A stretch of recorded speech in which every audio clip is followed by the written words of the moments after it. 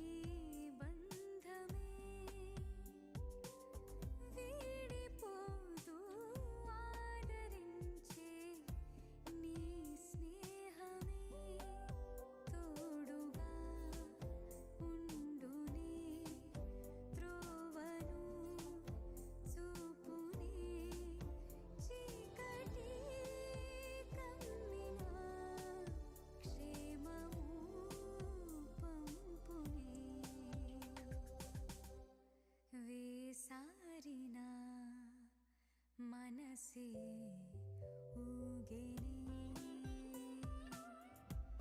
చేజారిన స్థితికి చేరినే. ఏ గాయమైనా మానదే, నాకున్న బలము చాలదే. ఏ గాయమైనా మానదే, నాకున్న బలము చాలదే. వినిపించు యేసు నీ స్వరం,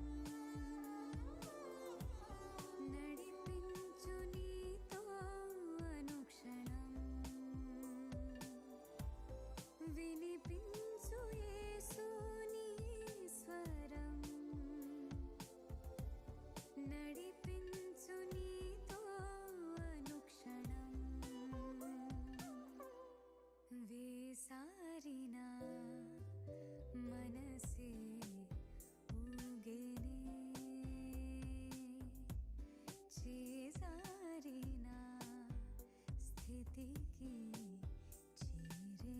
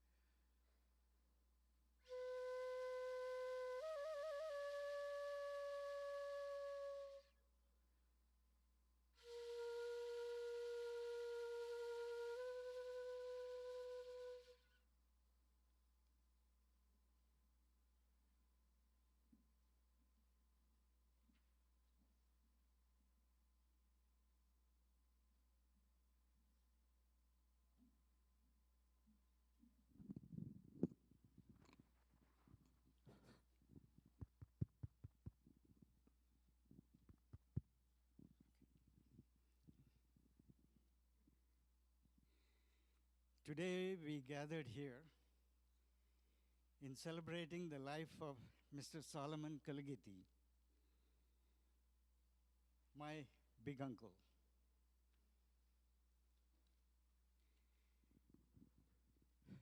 I hope you all can hear me.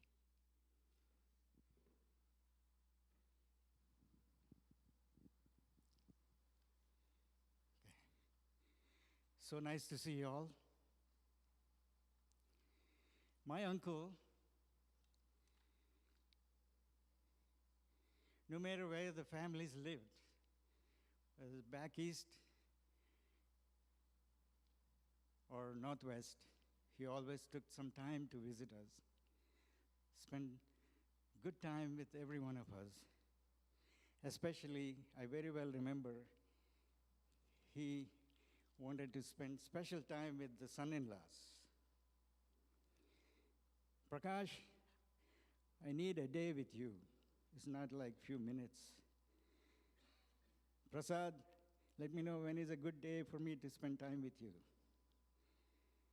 Aparao, let me know when I can come to your house. So these are the good memories I have. The last time he came to Eugene, Oregon, I had a very good time spending time with him. He had a lot of stories to talk about. And the day as he was leaving, he said, Alfred, I not doing well lately. My days are nearing. I may not travel much anymore. Probably this is the last time I'm coming to visit you. Please make some time to come and visit me. And I said, for sure, definitely we'll come see you. But I looked at him and I said, Uncle, you're a very strong man, still looking good. God has given good life. You helped many lives, many people. You touched many lives. You have so many friends all over the world. He said, I don't know about that. My days are nearing. When I pass away, I don't know if anybody is going to be there for me. Then I said, you're in good hands. Your family loves you so much. And he said, my family doesn't love me. They don't take care of me. And I said, Uncle, you're blessed. They pay a lot of attention to you, especially of your well-being. And we're all there for you. And I said, that day when you give your last breath, the whole world will come to a halt for a moment because your name is known to many people in this world.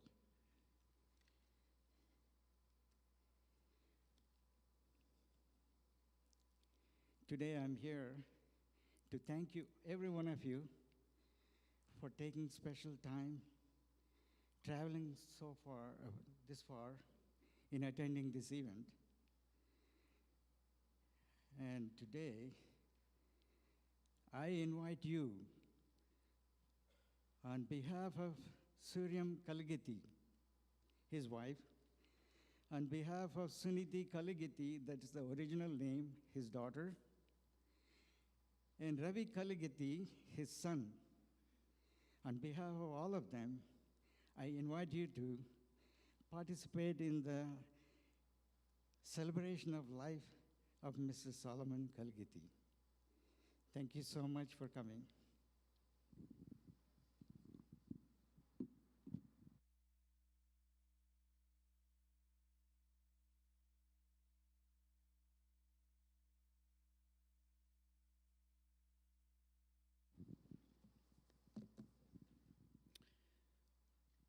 The scripture reading is taken from 1 Chronicles 22, 9 through 13, and I'm reading from New International Version. But you will have a son who will be a man of peace and rest. I will give him rest from all his enemies on every side. His name will be Solomon, and I will grant Israel peace and quiet during his reign. He is the one who will build a house for my name. He will be my son, and I will be his father. And I will establish the throne of his kingdom over Israel forever. Now, my son, the Lord be with you, and may you have success and build the house of the Lord your God as he said to you.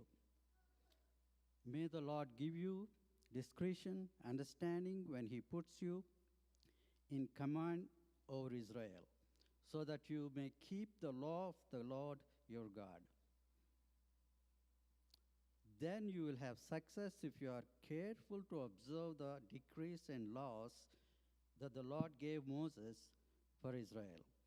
Be strong and courageous.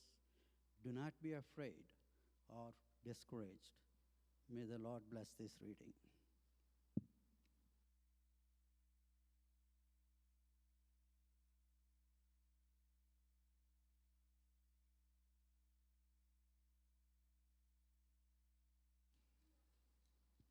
Good afternoon.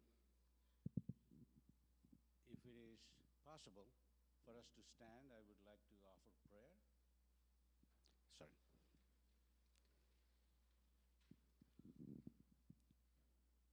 Gracious sovereign Father in heaven, we call upon you this afternoon as we are gathered to celebrate the life of Solomon Uncle.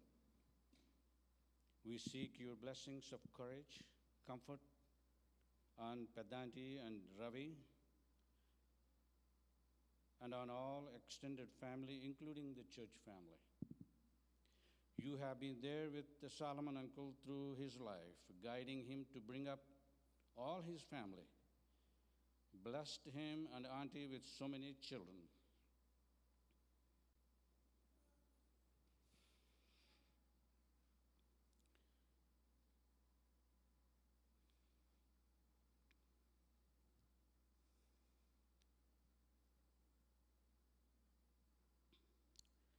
And grandchildren. As we remember his life and his influence, may we always remain faithful to you, lean on you for your forgiveness and righteousness. Bless our gathering today. May everything that we do bring honor and glory to your name. Because we seek all these blessings in your precious Son's name. Amen.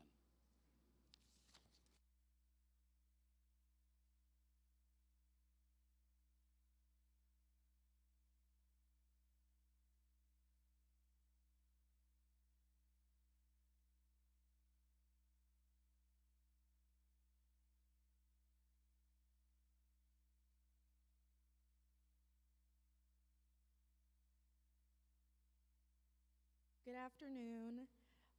We are all Solomon Grandpa's grandchildren, and he lovingly referred to us as his good-for-nothing gang. So we're here today to give you a synopsis of his life story.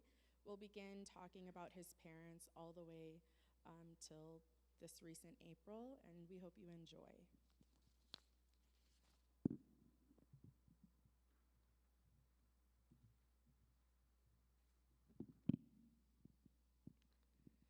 Solomon Raju was born on May 23, 1929, in Andhra Pradesh, India, to Samuel Kaligithi and Astarama and Jetty.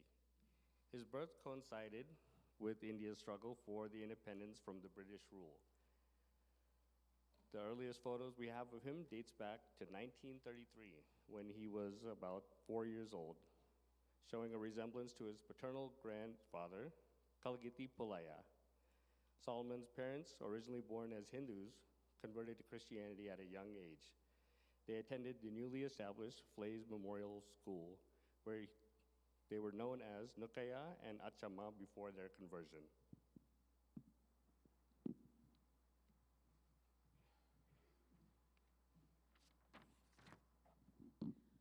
Solomon's father, Samuel, was born around 1906.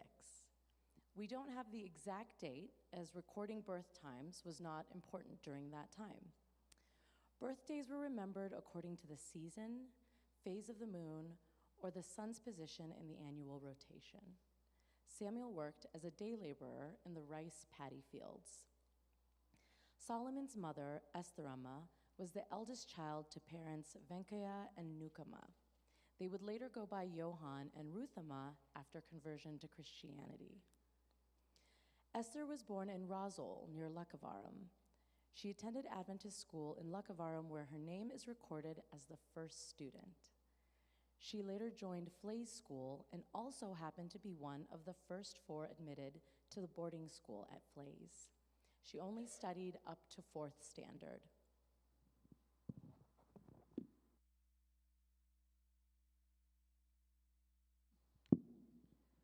Samuel's father and uncles had found employment in Burma.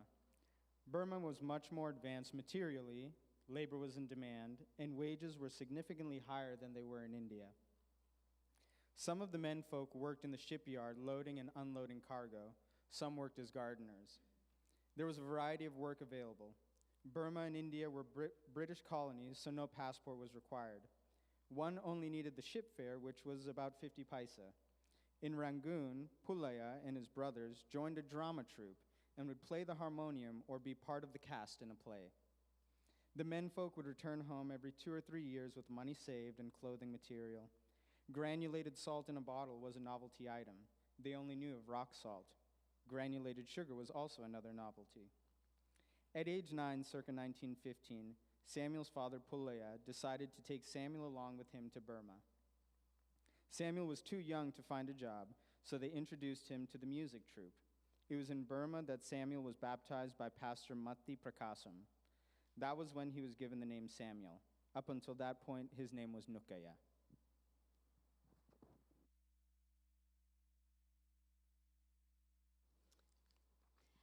At the age of 13, circa 1919, Samuel left his job as an errand boy at the post office and returned to Irsamunda, where he was introduced to a new Adventist school in Narsapur by Pastor Flays.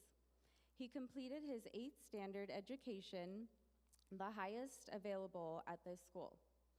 Samuel's first teaching position was at the Adventist Village School in Guddapalli, close to his hometown, where he worked as an elementary school teacher.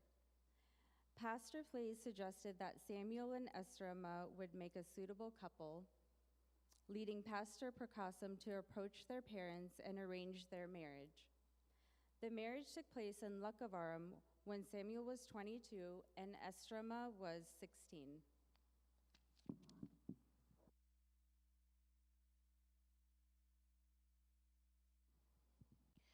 Solomon was the oldest of 4 children, Solomon Raju, George Raju, Thurai Raju, who did not survive infancy, and Hemalekha, all born at Gifford Memorial Hospital. His father, Samuel, went back to Rangoon after George was born, stayed briefly, and then returned. The family lived in Narsapur, working for Dr. Flays and visiting the ancestral homes often, just across the river on the east side. They never lost that connection. Solomon's ancestral home in Irsamunda had 9 rooms with 9 little families living in it. He recalls his childhood surrounded by aunts, uncles, and cousins. The men rose early at 4 a.m. to work in the fields before the heat got intense, and they would take a siesta beneath the coconut trees and work again until dusk. The ladies also cooked early before the sun was hot and watched their children mingle and play in the courtyard. These are the fond memories shared by Solomon and his siblings.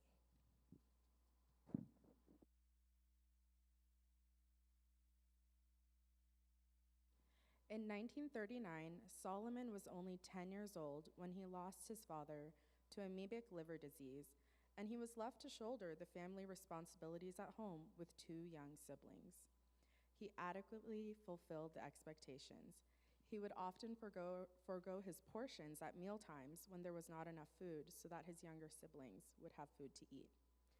The relatives would suggest to the young widow to send the little boys to watch buffaloes and earn a little money, but Esther Emma was determined to send them both to school. Dr. Flays took a great deal of interest in Esther Emma's widowed situation. Solomon completed elementary and high school education in Flays Adventist School, the same school his parents attended. During summers as a teenager, he would colporter to assist in tuition fees. He was always helping out with evangelistic meetings, and with his good voice, he would lead in singing. He was also a great youth leader. Both he and his brother George were charismatic young men, and meetings thrived when they were present.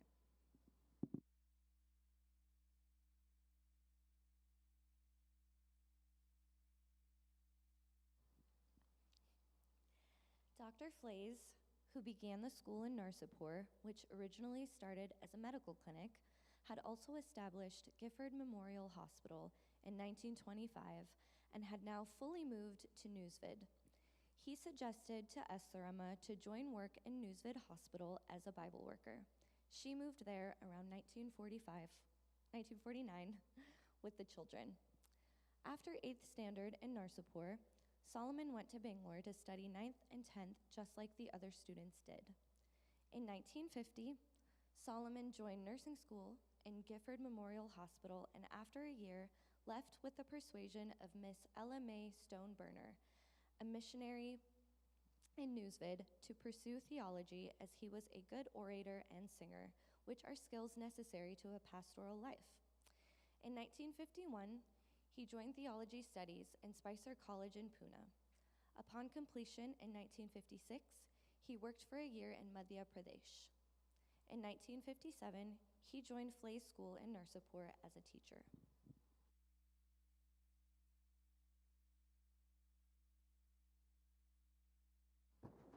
And now everyone's favorite part, the love story. This story starts with a young girl named Suryakantam from Mattapuru, the 8th and youngest in her family. Her father, who had to flee Burma by foot after the Japanese invaded in 1944, wanted the best for his daughter. So he sent her to Flays. It was there that Pastor Zil, the principal, suggested to Pastor Prakasham, the same gentleman involved in the marriage of Solomon's parents, that Solomon and Suryakantam should marry. For Suryakantam's father, it was an extraordinary honor that a white man would come to his village asking for his daughter's hand in marriage to a young teacher, Solomon.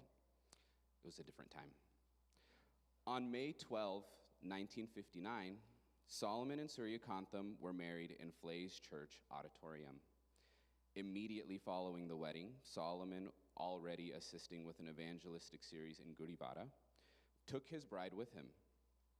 That was their honeymoon, dedicating themselves to the service of others. A few months later, they were both transferred to Srikakulam, where Solomon served there as a local church pastor.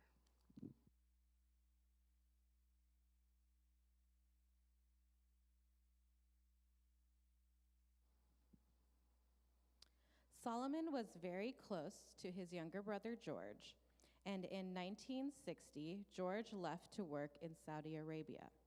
In 1961, George's wife Lily and their 4 girls, Leela, Susan, Serena, and Sweetie, were relocated to Srikakulam to be closer to Solomon and Suryam. They spent time all together and made lots of good memories. After 2 months, Lily moved with the girls to Vizag so they could attend school. Despite the distance, Solomon and Suryam continued to be active in helping Lily and being part of the girls' lives. During the early 60s, Solomon applied to several Adventist colleges in the United States for further education in theology. Out of the colleges, Oakwood College was the most reasonable in tuition costs. The global perspective Solomon's father imparted stayed with him. While waiting for a visa, he went back to Spicer College to complete credit requirements as stated by Oakwood College. Finally, the visa arrived, and on January 15, 1966, Solomon was on a flight from Bombay to the United States.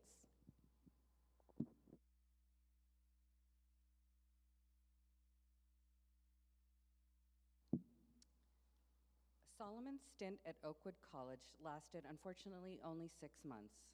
He experienced various forms of racial segregation in Alabama. This was not what he had envisioned as student life in the United States. Elder Berge from Canada was visiting Oakwood to recruit coal porters, and Solomon saw this as a great opportunity to escape the unpleasantness in Alabama. He was granted a visa and moved to British Columbia. He worked as a coal porter there, and one of the doors he knocked on was that of the Blakes, who took a great liking to him and suggested he lived with them. They asked that he address them as mother and father. For the next 20 years, they played a significant role in Solomon's life as parental figures. In 1968, he joined Walla Walla College to study theology and industrial education. His wife Suriam was also attending classes in nutrition. Soon he received immigration approval in 1969.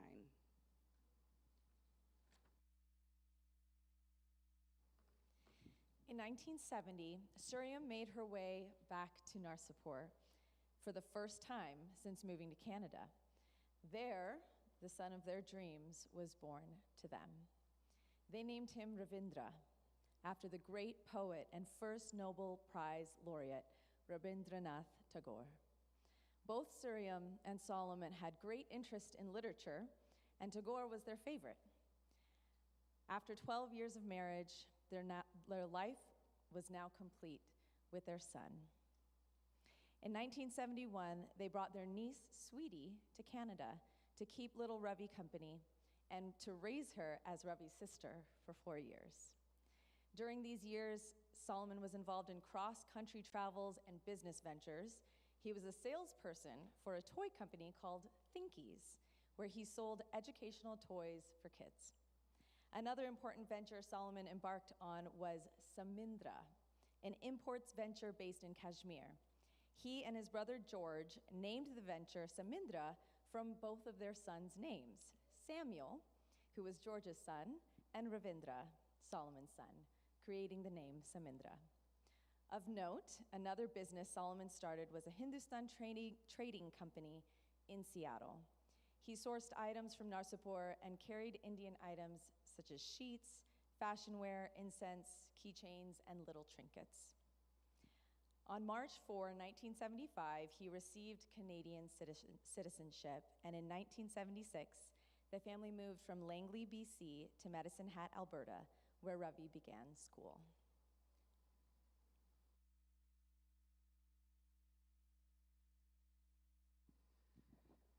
In 1977, while driving in the Rocky Mountains, Solomon was involved in a multi-vehicle collision and was airlifted to Penticton, BC. In critical condition with abdominal injuries, he required surgery and spent a month in the ICU.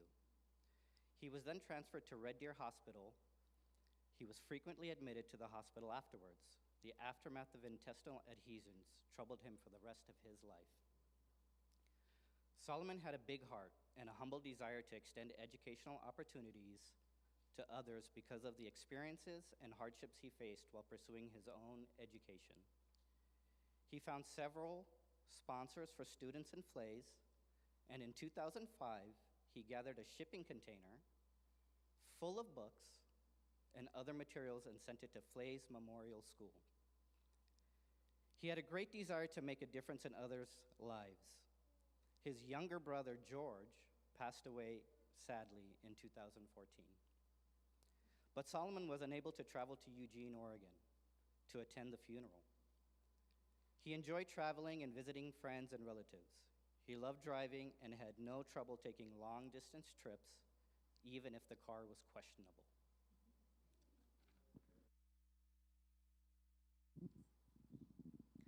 Following a mitral valve replacement in 2012, Solomon resided in a care facility requiring ongoing assistance. Throughout the last decade of his life, his wife Suriam visited him regularly, bringing him his favorite homemade dishes. His son Ravi also frequently checked in on him to ensure his needs were met. Solomon's greatest joy was seeing his son Ravi walk into his room to groom him, take him on outings, and spend time together. Ravi was by his side when Solomon passed away on April 11, 2024, just shy of his 95th birthday. The family had been planning a big celebration for this milestone, and in a way, we are still honoring him as intended.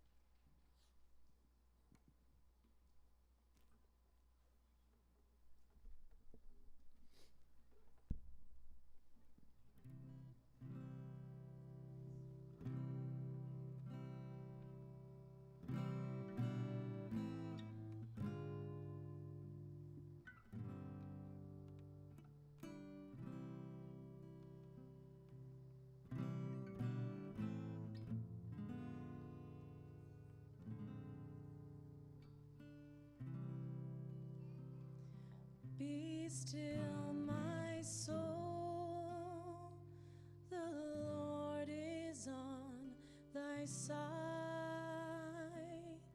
Stand calm within the storm of grief and pain. Trust in thy God to order and provide. Through every change, his faithful light remains.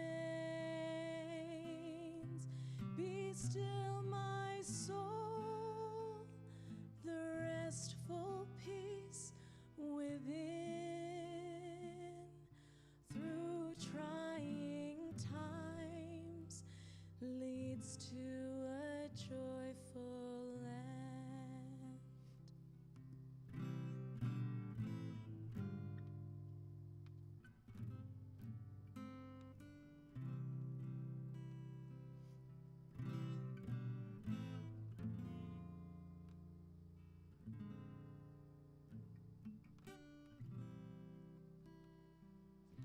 Be still, my soul, the wind and waves shall know the voice who ruled them while he dwelt below. Torment and doubt have slipped into the past. All dark and mystery shall shine at last.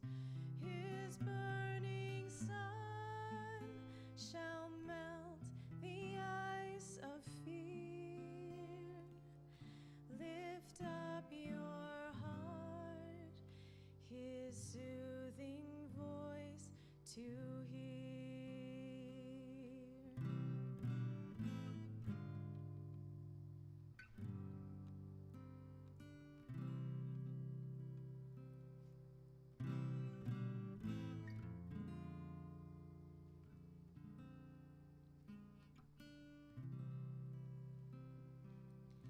Be still, my soul, when light you cannot see. That trembling skies speak to the fear in thee. The face of God illuminates the night. Unending peace and trust in perfect light. Be still, my soul, when tears fall from above.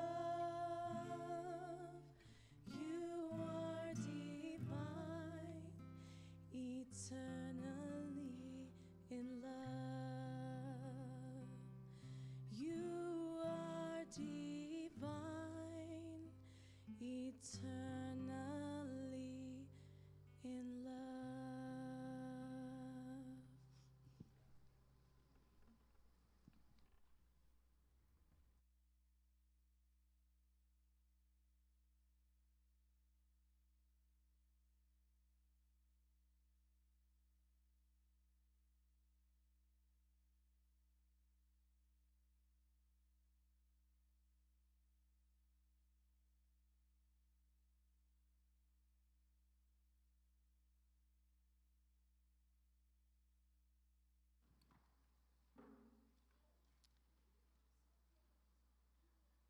So, we as grandkids have had several endearing nicknames for our grandfather, Solomon Grandpa.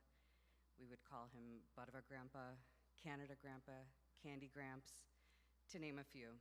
And he also had some funny, endearing nicknames for us, such as Secundis, Good for Nothings, and a few others not coming to me right now. But one thing we always knew was how much he loved us and that he loved us as his own grandchildren. Many of us, didn't have our paternal grandfathers here, like nearby, so the feeling of having two grandfathers was not really missed because he was always there. Even though he didn't live in America, he was just always there somehow. He would always be there for celebrations, milestones, and anything that was going on in our lives, he was very much involved. Always spoiling us, telling us captivating, unforgettable stories about Jim Corbett and all these stories from the village in India that we would just sit around and, gaze and up at him and in wonder and amazement. He was always just this jolly, loving character in our lives that had he had a nice long beard like my dad, we would have called him Christmas Tata too. He is sorely missed and has certainly left an indelible mark on our hearts and in our memories. We love you, Grandpa.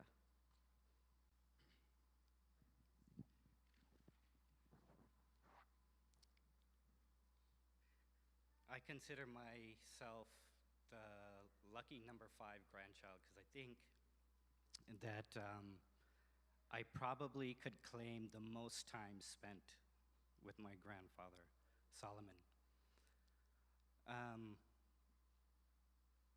I can go on and on and on and on, but I'd like to share maybe 3 things or 4 things with you, kind of starting when I was a child, moving on to my adulthood. In Maryland, when we all lived there, Grandma and Grandpa and Ravi Maya would come and visit us. And I just remember every single time we would have dinner, prayer, and then we would gather around our grandfather because he would tell us a story. And these stories were grandiose stories, very comical stories. He would joke, laugh, and captivated our attention as children like you wouldn't believe.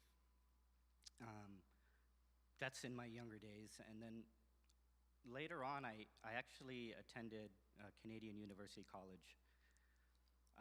Prior to that, I actually traveled from, I think it was Mother Uncle's wedding in Minnesota with Grandma and Grandpa. I drove from Minnesota to Canada. We visited Mount Rushmore. Grandma, you remember that? Mama, you remember that? He would make friends with anybody. I think he made friends with some bikers, Hell's Angels. You guys might know them. He's pretty good friends with those guys. When I went to CUC, he would take me around to all these different places, like Tim Hortons, just regular old places.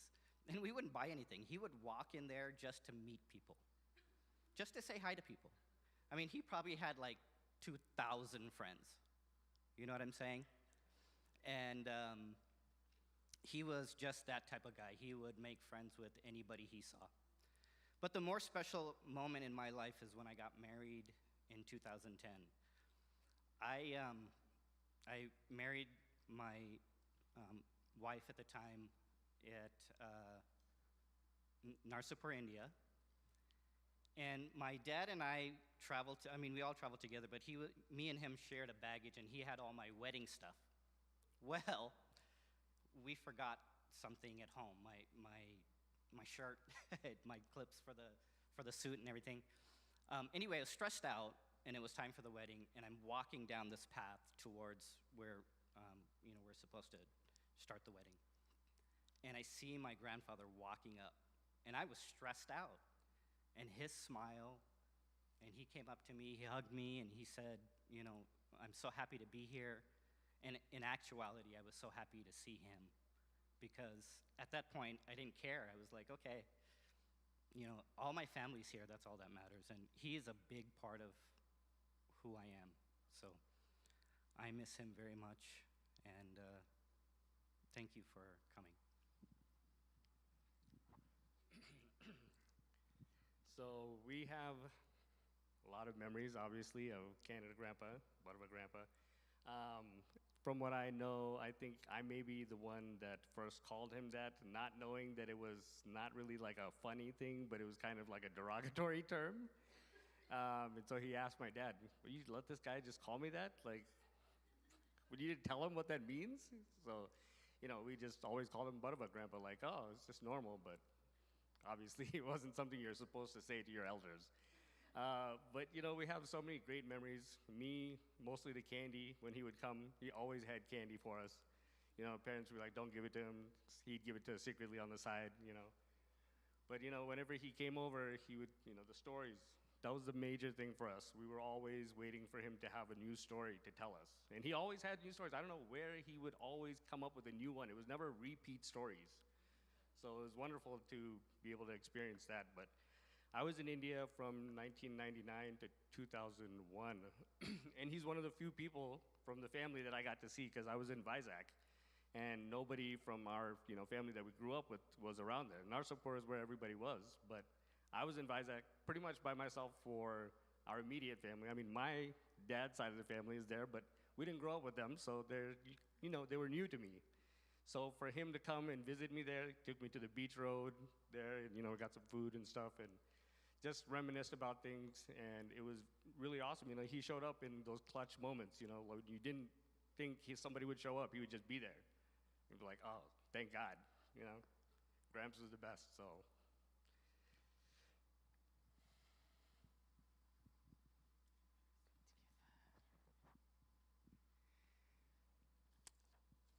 So yeah, Canada Grandpa, great time. As you heard, we were all either Buttavas or Sikandies if you were a girl. And there were very different variations. I was Woodpetta Buttava. I remember, I think it started back, was it 93 that we all came here? Yeah, 93 we all made a big trip out here. It was a big part of our growing up. And I remember I was really into cartoons, Woody the Woodpecker and Popeye the Sailor Man. So he started singing Woodpetta Bardava to me anytime he'd see me, and I just thought it was the greatest thing. Yeah, so I was Woodpetta Bardava.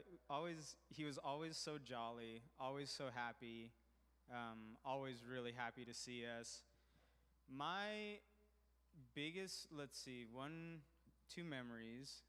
One memory was, I remember he came to Arizona when we were younger and spent a good amount of time with us, like a week or 3 weeks.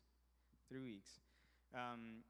But I remember on one particular occasion, he took me to the mall to get a haircut, and a lady was cutting my hair, and I remember after she finished, we paid her, and then I went to him, and he gave me a couple of bucks for a tip. And then he was like, okay, go give this to her, put it in her hand, say thank you, and tell her that she's pretty. And I was like, oh, I'm so scared. But of course, he was just, trying to get me ready for life. He was like that. He was constantly just smiling and meeting new people. And yeah. So my biggest memory with him was 2017, because I was in my full-on hippie wandering phase, had just come from Costa Rica, and got a call talked to Ravi Mai about visiting him for like a week, and he was like, yeah, come on out. And then he called me back, and he's like, hey, Mom called and said, why don't you just come out for the summer and just hang out there? And I was like, oh, yeah, I would love to do that. So I did that summer, stayed with Amama. And at that time, Grandpa was in a home just down the road. So just walking distance, it was like a straight shot. And so, probably 5 days out of the week, I would get up, would have my little morning session at home and hang out with Grandma. And then around noon, I would walk over there, and he would usually be sitting there on the bench and would greet me. And the first couple times, of course, he's like, I recognize you. Whose son are you? Sweetie's son, Jay Prakash's son. Oh, Woodpeta Bardava, yeah. And so, after a few days, then he, his memory was jogged, and he'd remember me every day. But I would just go over, have coffee with him, usually around like 11. And then if we were hanging out and they were having their lunch, he would say, hey, do you want to stay for lunch? I'm like, yeah, let's stay for lunch. So I'd hang out with him and with all his friends there, and the nurses loved him. He had his guitar there, so we would just sit there, and I would just strum and play random songs and chords, and he would sing along. We'd sing some of the childhood Telugu songs that we loved. So that summer was really special because I got to see him a lot, got to have his birthday with him, and yeah, miss him a lot. He was a big, big part of my life, big part of all of our lives. I have a few memories with my grandpa. They go from endearing to funny, but that was the kind of person that he was. You never knew what you would get, but it was always going to be positive when you were around him. A lot of times as little girls, you think about, when you were dancing when you were young or little, but the only memory I have of when I danced as a little girl was with my Canada grandpa. I had a fixation with Beauty and the Beast at the time, and he would lovingly refer to himself as the Beast and me as Beauty, and he would dance around with me, and that kind of became a thing that we always did throughout life. Like my brother was saying, he came and visited us for about 3 weeks, and he was our pseudo-parent during that time. Mom and Dad were both going to work, and he was taking care of us, getting us ready for school, driving us around in his maroon car that he had driven down to come stay with us in Arizona. And he had packed us tuna salad sandwiches that we took on one of our field trips. There was another morning he was taking us to school, and as my brother and I waited outside of the car and we were getting ready to go in, he was ready to go. And he already started backing up and ran over my brother's feet as we were still waiting. It was just, there was always these little things that were happening with our grandpa that would make us laugh and smile. And we look back on it now and we have these treasured memories. My favorite memory, though, and I feel very fortunate that I experienced this, but at the time, it was a little chaotic. I was 10 years old, and it was custom in our family to send one of us kids to India, along with one of our other elders sitting here or somewhere else. I got the privilege of traveling to India with George Grandpa and Canada Grandpa. On the flight to India, I sat in between these two gentlemen. We had a layover in Singapore where I stayed in the hotel with them, and I was their little runner. They would sit in the hotel room and almost plan when they were going to send me down to the lobby to get snacks for them to have, alone time as brothers to do whatever they needed to do. But I would take these runs. All of a sudden, here's a couple dollars, go get some chips. Oh, go get us gum. Oh, go get us Sprite. And I was running up and down, as if I was one of the workers at the hotel. In the hotel also, I would jump from bed to bed. I just felt like a kid there with my grandparents. You didn't feel like you were in charge of anything. They let you have fun. You didn't have your parents telling you not to do this. I would jump from one bed to the next bed, and they would lovingly refer to me as their monkey. And when it was time to sleep, I was surrounded with this symphony of snoring with my two grandpas who are notoriously known for their snoring. Canada Grandpa came and he visited for my high school graduation, and I have this memory I can still see where we had this piano in our house that my brother and I, we don't really play, but we would dabble. And we were kind of just having this party after my graduation, and all of a sudden these beautiful melodies started playing from my piano. And I look over and there's Canada Grandpa, and he's playing some of the most beautiful tunes that have ever been played on our piano. But he was always there. I like that in my memories, Canada Grandpa is there, and with so many of our milestones. And I think we're all very fortunate, like Sangeethika said, to not just have one grandparent here in the US that was taking care of us, but two. He lovingly referred to me as his chubby chicken with all of the nicknames that he had. And so as his chubby chicken, we miss him, we love him dearly. And Ravi Maya and Amama, we love you both so much, and we thank you for sharing him with us.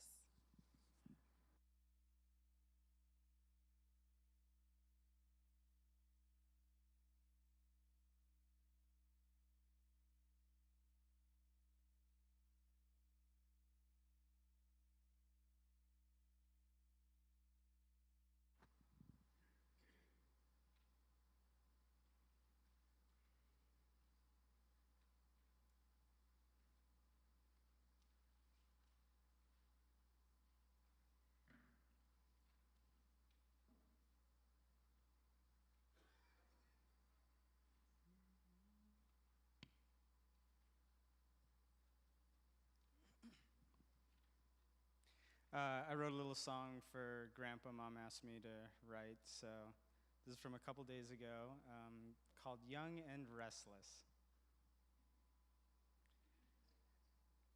If your heart is running, go chase it.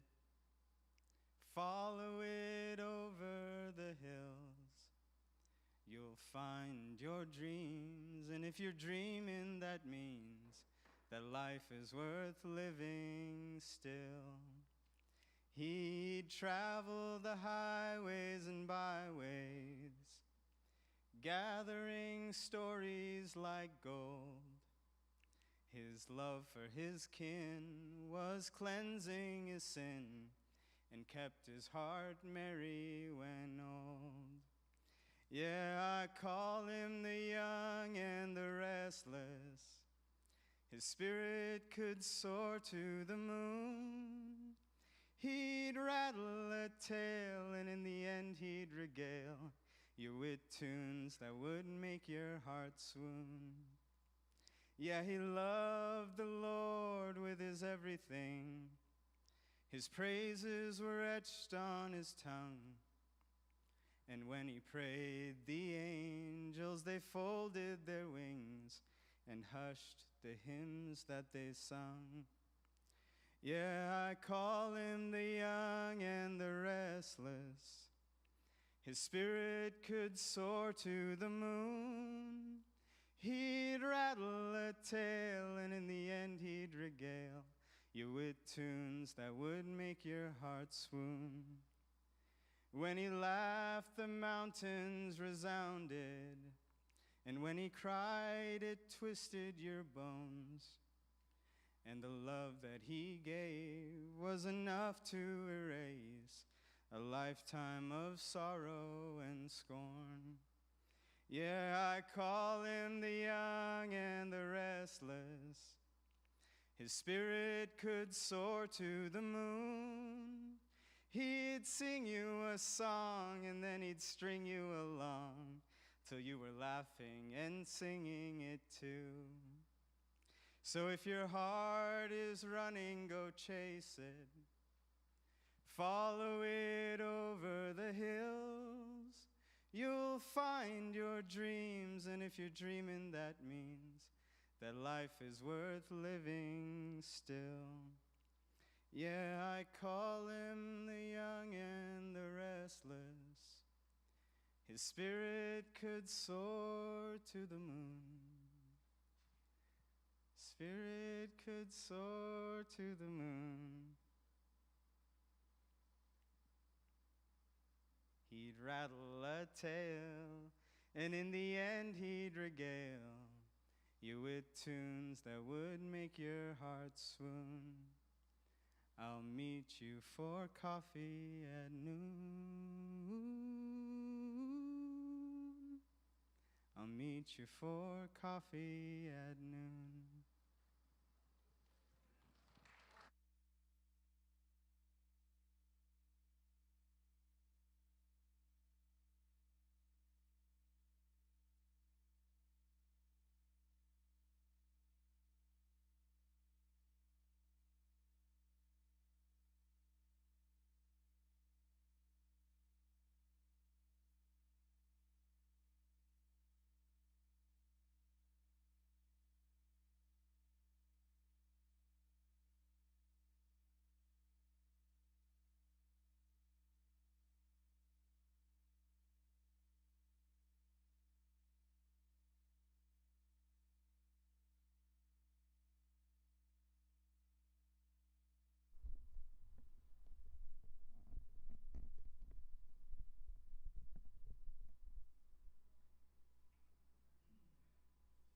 Sorry about that. Hope that works so I can be a little hands-free. Is that okay? Okay, thank you. Bring.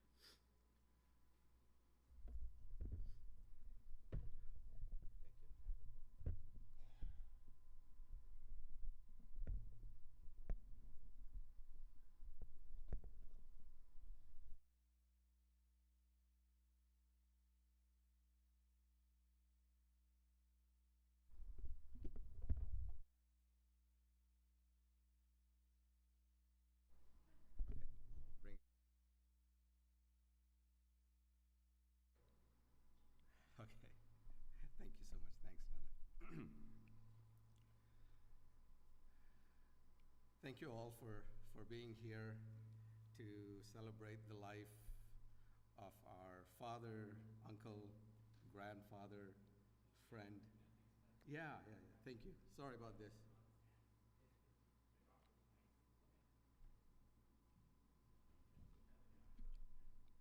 Is that better now? Without. Get this one just.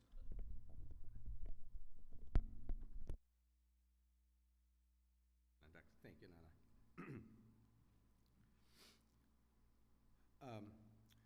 On behalf of Solomon's family, I want to welcome you all here. His son Ravi, Padanti, as I lovingly call her,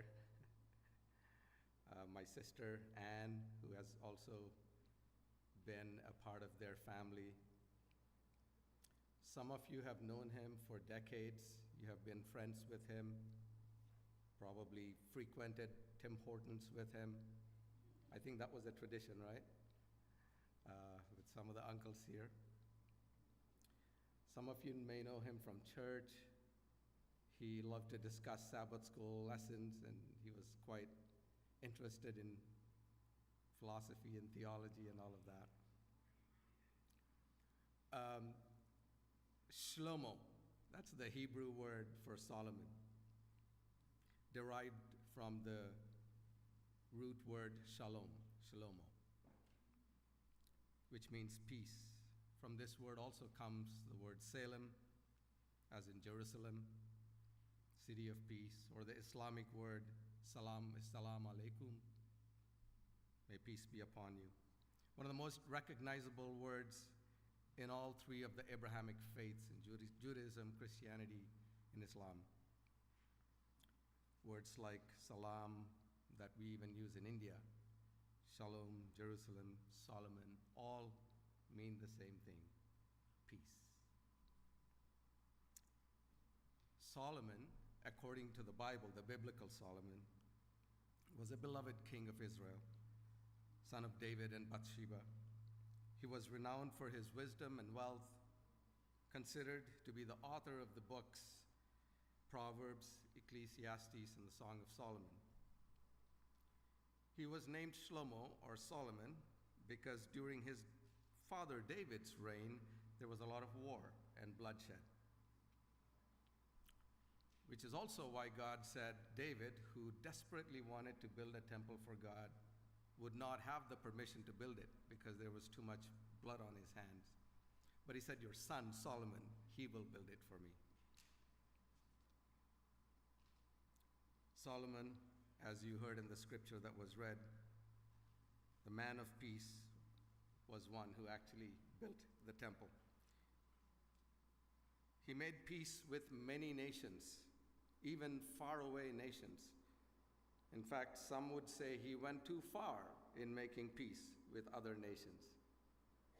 Nevertheless, that was his calling. My uncle Solomon was first and foremost a man of peace. Peace surrounded him. In his heart, he was at peace in the moment, not concerned with the next. He was content where he was for the most part. He was not very good at being discontent or planning for the future. Definitely a here and now kind of a person. He was kind of lost in all other spheres. Many of us can function in several spheres at the same time, but this was not his forte. He was a simple man, contented. He did not demand that you follow his wishes. He did not push his opinions on others. He was kind and generous.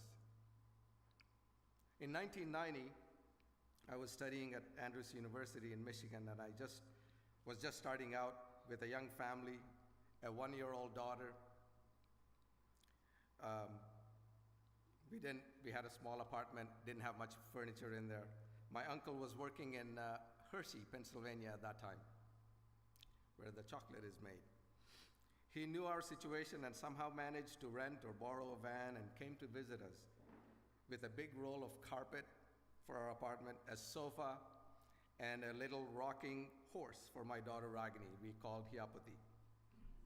She loved that horse and would often rock herself to sleep on it. My uncle actually, I like our Indian term for uncle better in this case, so I'm going to use Pedanaina. I think most of you might know that term, which literally means elder father, sorry. So Pedanaina, because he is my father's older brother. So he was a father to both Ravi, his son, and also to my 4 sisters and myself.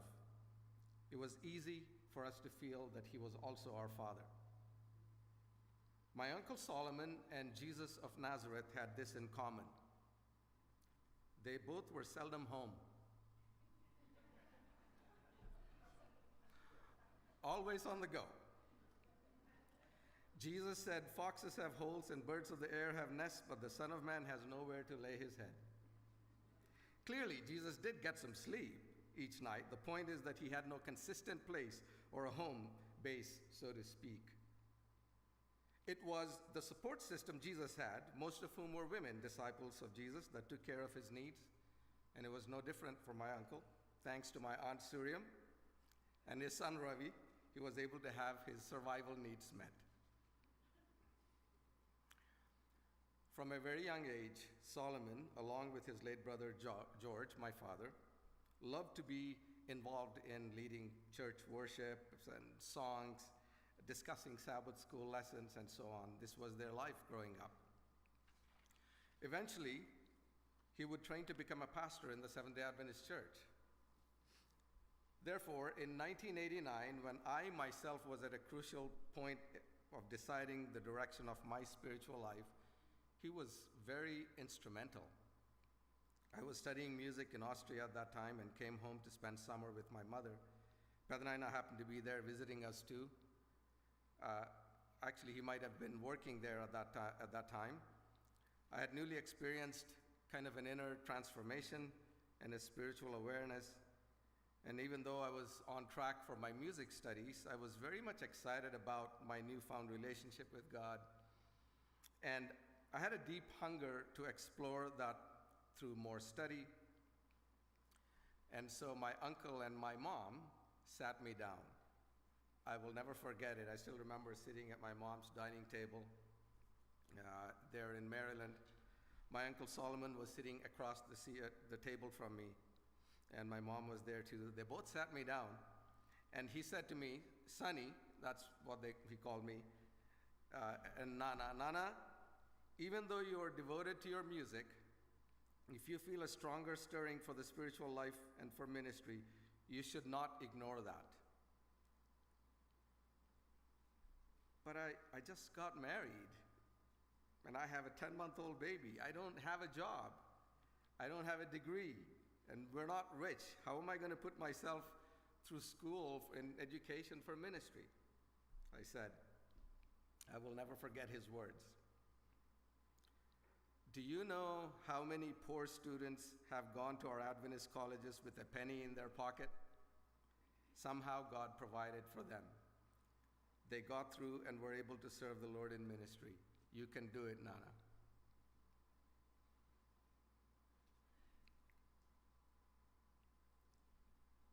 It was like the first and the only pep talk anyone ever gave me in my life.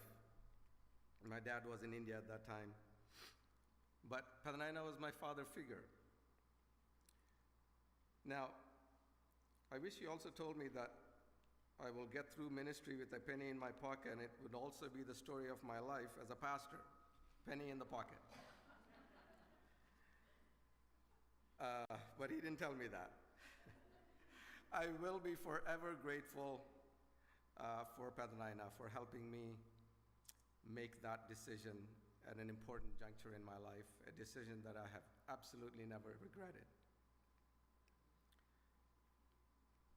It has truly been a fulfilling journey to devote my life to the spiritual ministry, and continues to be.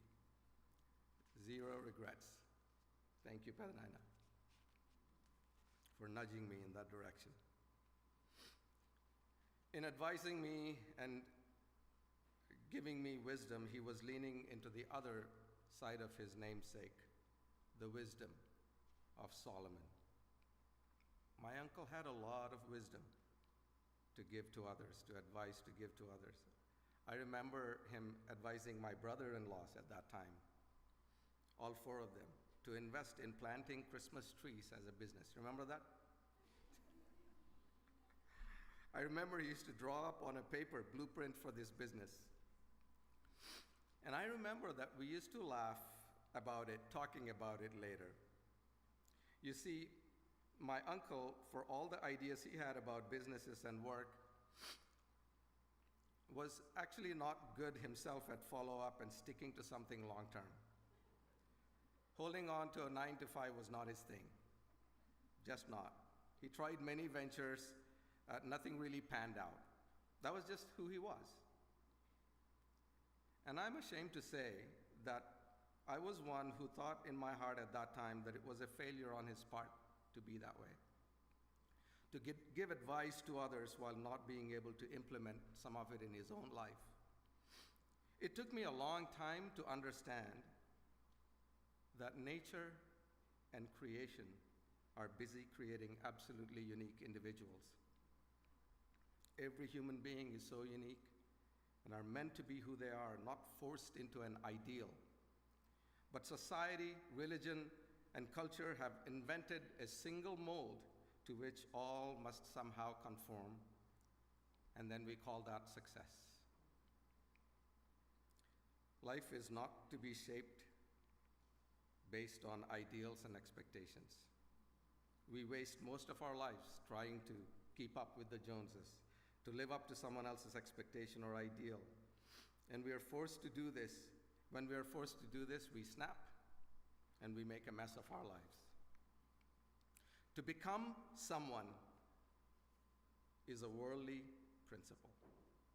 To become someone instead of to be who we are is a worldly societal principle which is based on ambition, competition, comparison, and measurement. Unfortunately, even religious systems have adopted this worldly trend to create one single mold which we call a successful life. And then we have the audacity to call it the spiritual life. If you look into your own journey, you will find that the spiritual life is not a career or a success story. It is a series of small humiliations to the small self or the ego that become more and more profound. Look into this. Don't take my word for it. Examine what really is the spiritual life. If you think it's a success story, we might discover how destitute we are. In Jesus' words, you say, I am rich, I have acquired wealth, and do not need a thing, but you do not realize that you are wretched, pitiful, poor, blind, and naked. By the way, being rich is not a problem. If that is your gift, it is a beautiful gift. But expecting others to be the same is a problem. You see, life is not to be shaped or forced into someone else's standard. Life is not a puzzle to be solved. Rather, it is a beautiful day-to-day unfolding to be lived and to be understood. In understanding, there is awareness and a natural movement towards love and healing. But it can never be forced or even expected of others or yourself.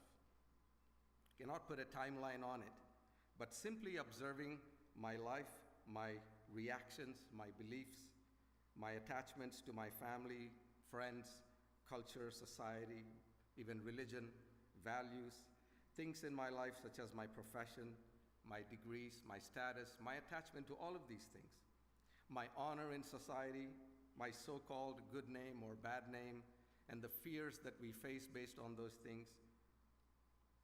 This is how we can truly become prayerful and watchful of the inner life.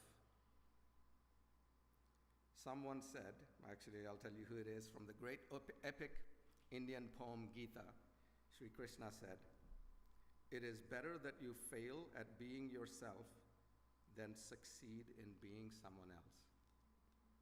It is better that you fail at being yourself than succeed at being someone else.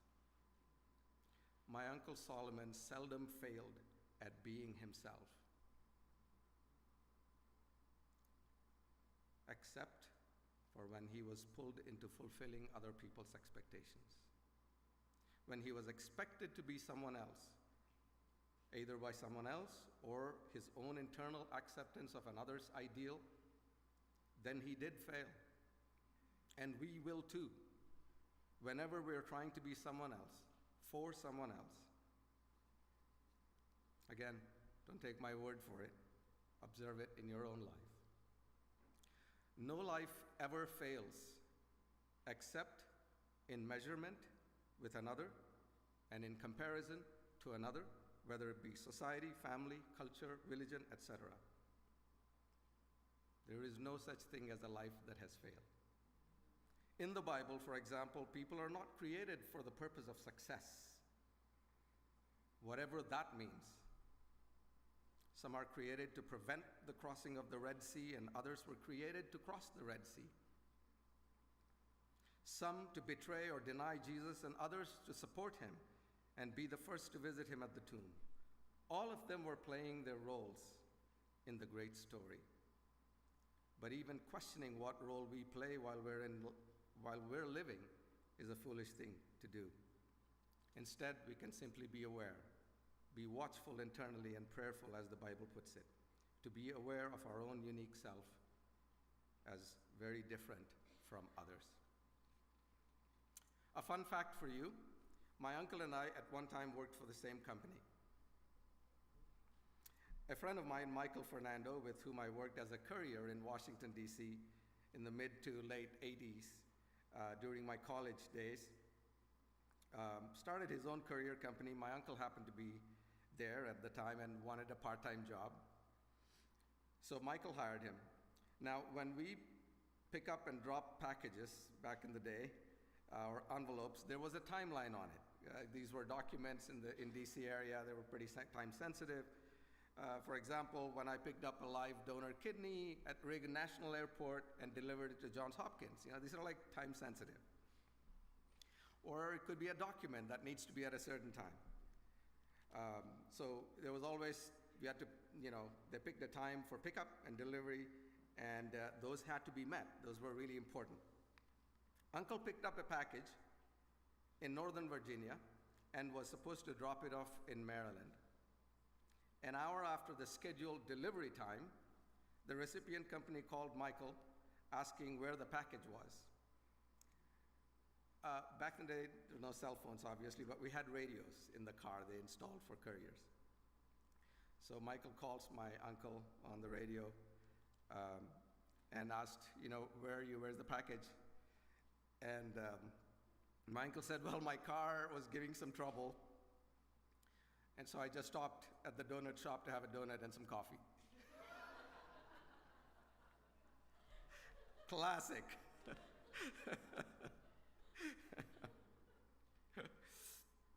Living in the moment. So how did my uncle live his life?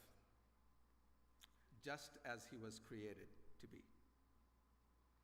Without measuring, without comparing, we can simply observe, and then we can see the beauty of his life.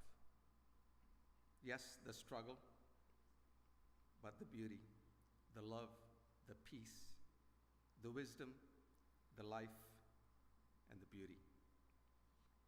There is only one evaluation in nature and with God. Whoever you are, whatever you make of your life. In Isaiah 43, verse 4, these are the words that God said to his creation. Since you are precious and honored in my sight, and because I love you, I will give people in exchange for you, nations in exchange for your life. That is the evaluation of each of our lives. Precious and honored. We usually think about honoring God. Have you ever thought about the other way? Since you are precious and honored in my sight. And this is not at the end of a journey or when you make something of yourself or when you meet some standards. While we were yet sinners, he died for us. That's when the standard is. My Uncle Solomon was handsome and with a winsome smile. He was kind and generous. He desired to bring joy to others. If you were lucky enough to share his presence, you know he loved to joke, to make people happy, to sing silly songs. He just wanted to make you feel loved and make you feel good. He gave some silly names to his grandchildren as terms of endearment. His mind was where he was, not elsewhere. He had the ability to be detached. He once told me that if your house was on fire and it was blazing in such a way that there was nothing he could do about it, that he could sit back, drink a Coke, and watch it burn down. I think maybe others heard this line, right? Andy's laughing there. I'll never forget these. It's a fun thing, but it's stuck in my mind, that ability to be detached. I could sit back, drink a Coke, and watch that house burn down. It always stuck with me. This was sometimes hard for my brother Ravi and my aunt who needed him. But that was just who he was. No amount of prodding or pushing would have changed him or made him different. It never did. But thankfully, life adjusted around him. My brother Ravi, having grown up with some of these difficult moments, found in his own heart to set that aside, to forgive and to heal his own heart by loving his dad. So proud of you. And he loved him not only in heart and mind, but in body, taking care of him, giving him his time, spending his money, and making efforts to bring him the best quality of life he could in those last days. He was so selfless in his service to him, noticing what might mean something for his dad. For example, he would call us, other family members, so that we could talk to him on FaceTime. I'm sorry I wasn't always available, Nana, but I share some of his genes.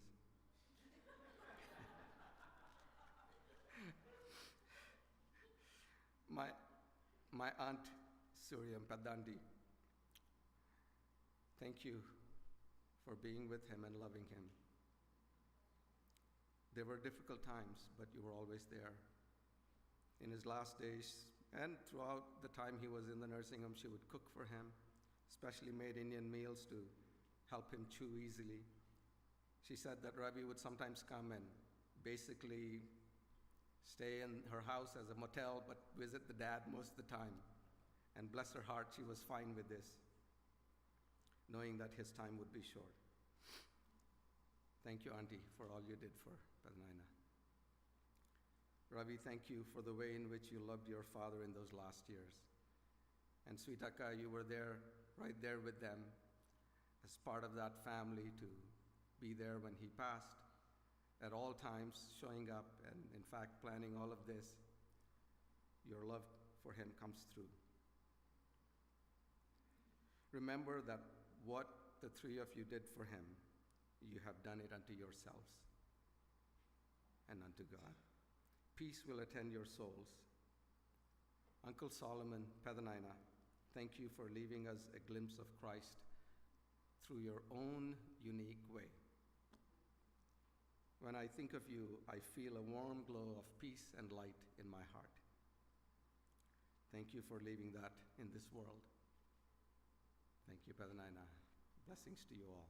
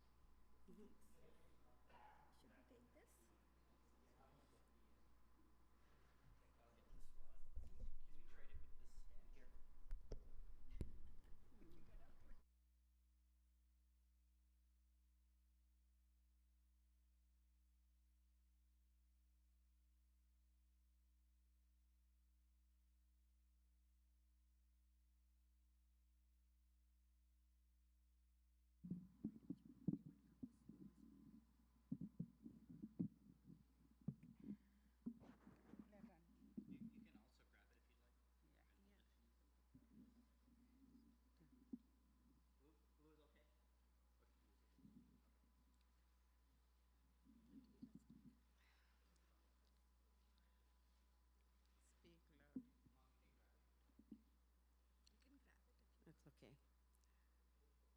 I was so overwhelmed the whole time listening to all the tributes and for looking at the photos, and I'm looking at my uncle's photo there, and if he was here, he'd be just smiling like that, listening to all of his children and grandchildren tell memories about him. I'm sorry, but this is the first time we're not seeing him. We were here all the time, many times, visiting him. And in my life, I always imagined that my dad, my uncle, my mom, everyone will be alive together when Jesus comes. But this is just a temporary time when we will miss him. My good memories of my uncle, I just can't explain how precious it was, because my dad was in Saudi Arabia for 10 years of our childhood. I was 6, she was 5, 4, and 3. My brother wasn't born yet. And he and my aunt were the only ones we knew. My aunt was a big part of our lives because she was married to my uncle, but at that time, we didn't understand what marriage was. I never thought she was my uncle's wife and that he was married to someone from outside the family. I thought she was my second mom. And my uncle became the only one we depended on all the time. We went to a boarding school. My dad was busy earning money to send us to school, all of his 4 children. And he sent us to a boarding school that was a week away. We had to travel by bus and train to go to North India to get our education in an Adventist school, because a school that was right next door to us wasn't English medium school. And my uncle would be the one escorting us to that place. And we couldn't come back for Christmas to visit because we were too far. It would just take time to come back and go back, and that's it. So he would come with a big parcel. And even the school made him a Christmas father one time, because he had this big belly and was just fit to be a Christmas father, I remember. And we would be recipients of 2 gifts, not just from the school, but from him. And every time it was our turn to get the gift, he would make us dance around and pinch our cheeks and kiss us, in front of the whole school. And that was one big memory I have. And then I remember, and I was 8 at that time. We were too young to go to be away that long from our parents and home. Anyway, the second memory I have, I'm sorry, I'm trying to go 100 miles an hour because it's getting late, but it was my 9th birthday. We were at home. My birthday was on a weekend, and he was supposed to go somewhere else, out of town. And I was so discouraged, and I said, "Aren't you going to be there for my birthday?" And he said, "I am. I will be there. I promise you." And my birthday was on a Sunday. He was gone for the weekend, and he said, "I will be there." And Saturday night came. He said he'll be there Saturday night, and he didn't show up. I was restless. I was so sad. I was looking all the time for him at the door, thinking he'll come late. He didn't show up. So I got up early, like 5 or 6. I couldn't sleep. I was pacing up and down the living room, and around 6:30 in the morning, I think, I see a figure near the gate, and it was my pednana. He showed up to wish me, and he was the first one to wish me that morning. He stood up for his word. And the third thing I remember is my wedding. He came all the way from Canada to give me in hand, and my dad wasn't present. He did everything. He took me around everywhere before the wedding, showing off that this is my to-be wedded grandchild. Daughter. And he went around telling everybody and making sure that I was happy and comfortable. And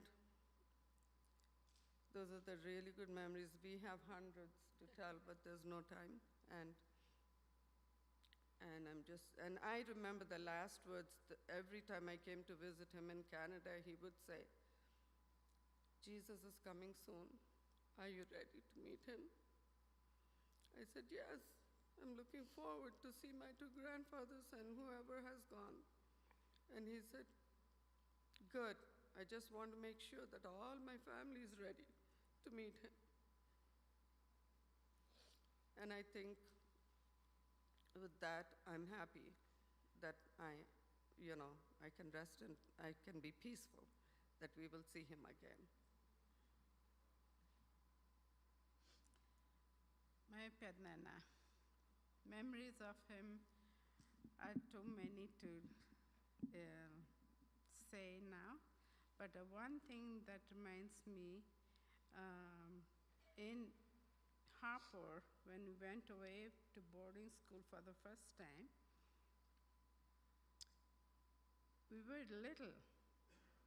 You were 7. 7. I was 7 years old, and Leela was 8 years old, and Serena, just both of us went. First time, yeah. And I missed Mom and Dad, especially Mom, when she wrote a letter, we would both take turns to read the letter. Finally, I would get a hold of that letter and keep it on my pillow. And every time I thought about her, I felt like she was near me. But at the same time, I was very thankful for Pernana, who would come and visit us often. Sometimes without notice, we had no idea that he was going to come. One day I was sitting in the classroom and just had my eyes to the back of me, the door, the entrance door, and I keep looking back, just thinking, imagining that he's going to be there.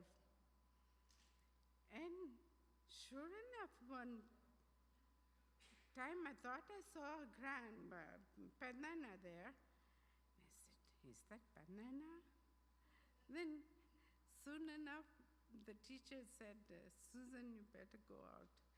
So I went and hugged Pernana and was so happy to see him at that time. And many times I remember that he was always there, as my sister said.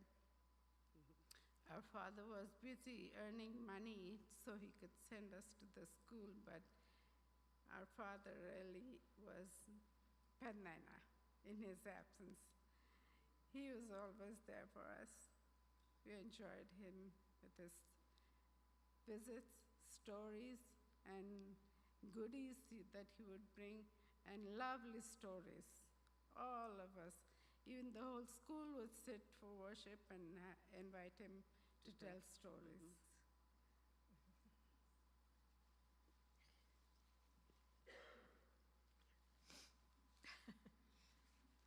I don't know what kind of stories to tell about Pernana, but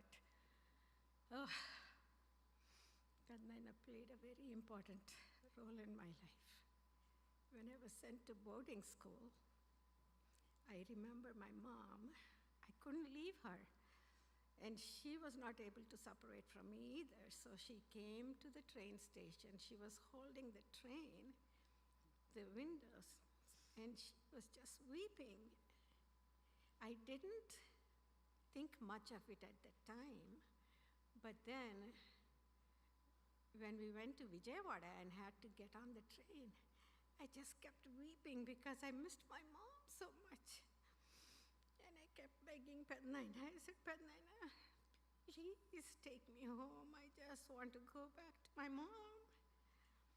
Pernana couldn't do anything. My sisters were fine because they were used to going to boarding school. I was only close to 6 years old. I was not even 6. Pernana held me in his arms.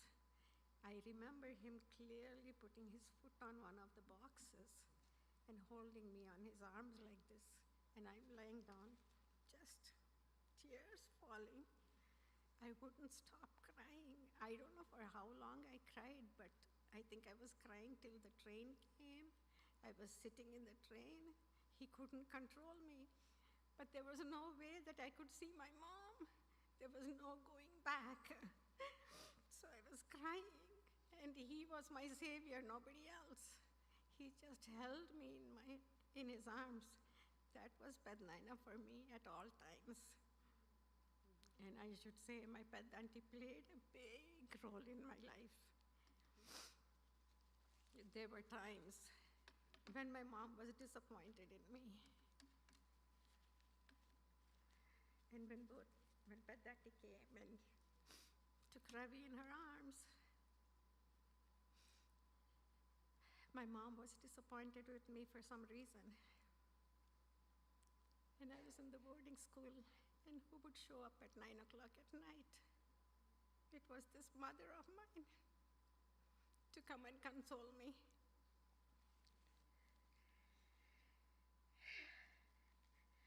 She took me into the quadrangle. We both sat. And then she sits there till about 11 o'clock, asking me, Chimiga, I'm here. you can talk with me. And I was a teenager. I didn't know what to do. I had nobody to express what I was feeling, but she was my mom. And I never forget the love they gave me. And I must tell you another thing. Ravi was my precious baby. I loved him so much. And I held it for so long against my Pedanti and Pednaina for taking him away from us. It was so hard for me. It was so hard for me because I thought he was so precious. I was hoping that he would be our brother, completely ours, mine. We talked about it even yesterday, I think, with Anisha while I was going to pick up Sirisha. And she was asking me, what do you think it would have been like to have him as a part of us? I said, I would think it would have been like he was our brother, that's all. You know, it's the same, even today. And I'm grateful that we have all stuck together. And my Pednaina was not a Pednaina, he was our dad. He came to our house one time in Oregon, and he was leaving our house, and he left a note, but at the end, he said, I love you, Dad. You know, that just shows how much he loved us. But you know what I enjoyed the most about these two brothers is that my dad got him a bus pass because he was a senior. They could take the bus and come visit me every day. So they would come because Pednaina stayed with him for a month or two. When they didn't get along was the best time that I enjoyed. Pednaina would get up early morning, take the bus, and come home. Talli, he loved my oatmeal. So he said, Talli, I'm here for the oatmeal. While eating his oatmeal was the best time to complain about Dad. Pednaina would eat his oatmeal and go. 10 o'clock is when Dad would come. Chiniga, give me your oatmeal. Okay, Dad, I'm making oatmeal. Then Dad would complain about Pednaina. Okay, I listen to him. Then they both go home. But I don't know how they would make up. But they're back at 5 o'clock for dinner. So I had a lot of fun with both of them. I enjoyed taking care of Dad and having the company of Pednaina, enjoyed my time with them. And I could go on and on and on, but I want to say I'm grateful to our family and enjoyed being their daughter. We've all enjoyed the same love, no difference. God bless each one of you for coming. Thank you again, Pedanti, For for the everything. spanking you gave me. and helping me grow up the way I should.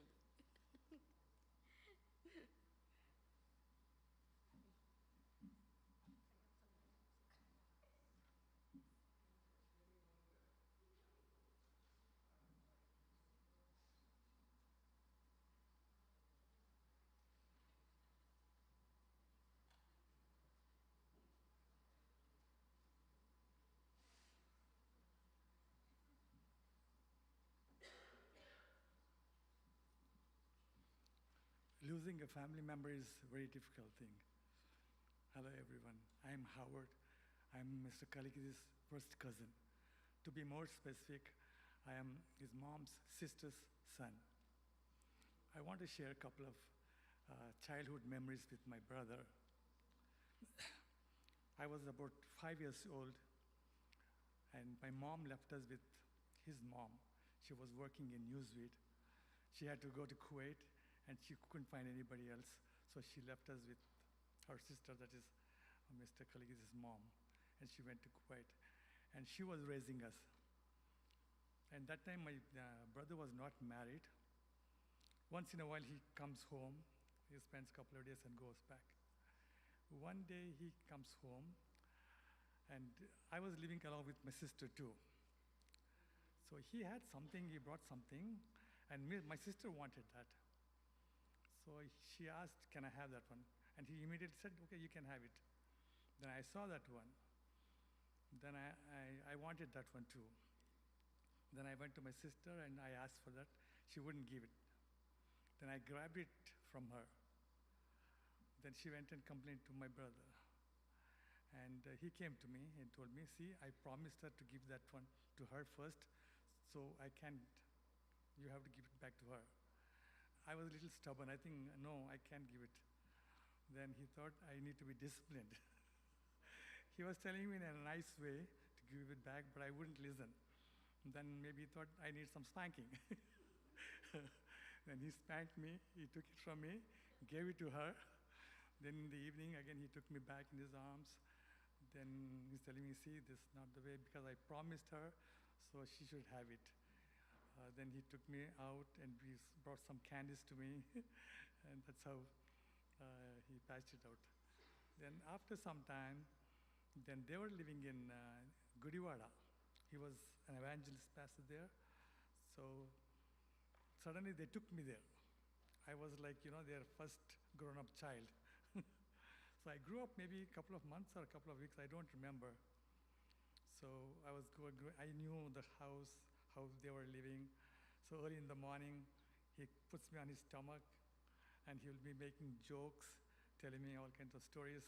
Sometimes there'll be, when pressure is on the stomach, there'll be noises, So and then he would say, well, the cars are going on the road. That's how he used to cover it, So I grew up there with him. Then I don't know when, again, I went back to Newsweek to my aunt's place. So that's how I remember him when I was young. Then after that, of course, he left to Canada, and I went to a different place, and we didn't meet very often. So those are some of the sweet memories I had with my brother when I was growing up. He was very loving, caring, and generous too. Thank you very much.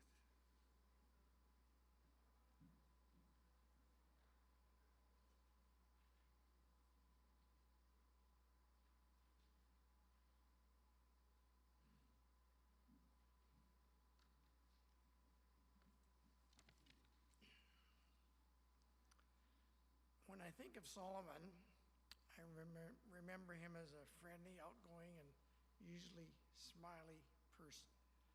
He was a committed Christian who was willingly helpful and gave generously of his time and talents. Over the years, he was very supportive of Christian education. Before our Red Deer Church had its own school, Solomon drove the van full of a number of children to college sites each day, thus enabling them to attend our sister school in Lacombe. In 1981, when Red Deer started its own school, Solomon volunteered many hours during the construction of the building, particularly helping with the installation of the plumbing, which he enjoyed doing. After a few years, Solomon became aware of a grant which was available for the playground equipment and enthusiastically encouraged the school to apply. In this way, Red Deer Adventist Academy, now Southside, received approximately $10,000, which proved a great blessing in helping to provide students with playground equipment. The spiritual aspect of Christianity was important to Solomon, and he served both as a dedicated Sabbath school leader and also a lesson study teacher. Jesus said, "Let the little ones come." And after church, it was touching to see how many small children made sure to be very near to Solomon. Of course, they knew he had remembered them and jumped up with joy when they saw that his hand would slip into his pocket and he knew he was retrieving candy he had put there just for them. He gave them a friendly tweak on both their cheeks, and the candy was theirs. And for me being a dentist, it was interesting to observe that.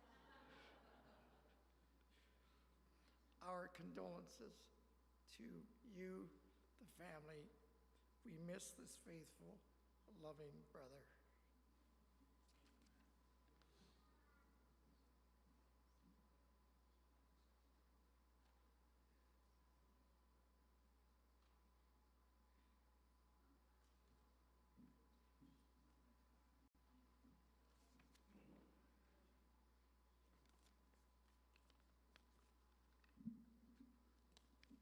Hello, I'm Jayant, Sweetie's husband, and Padnaina, my father-in-law, that I get to know him for only past 10, 12 years, past decade. Frequently hearing stories about him from family members. But it was a very interesting observation I had that at extremes of human life, there are two qualities. One is innocence and other is wisdom. And when I saw him, he was a blend of both towards the cognitive decline past 10 years. And as you all know, he had a very contagious smile and infectious laughter.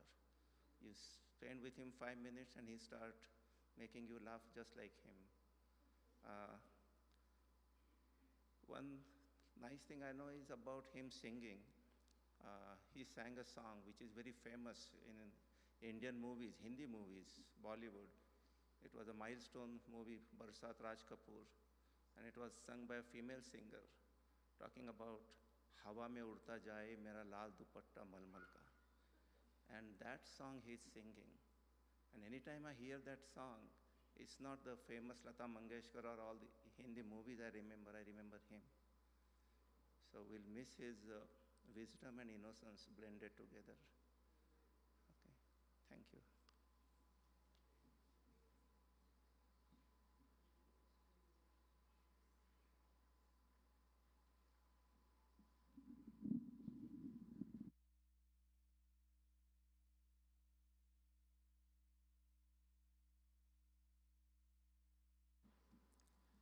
My name is Sweetie.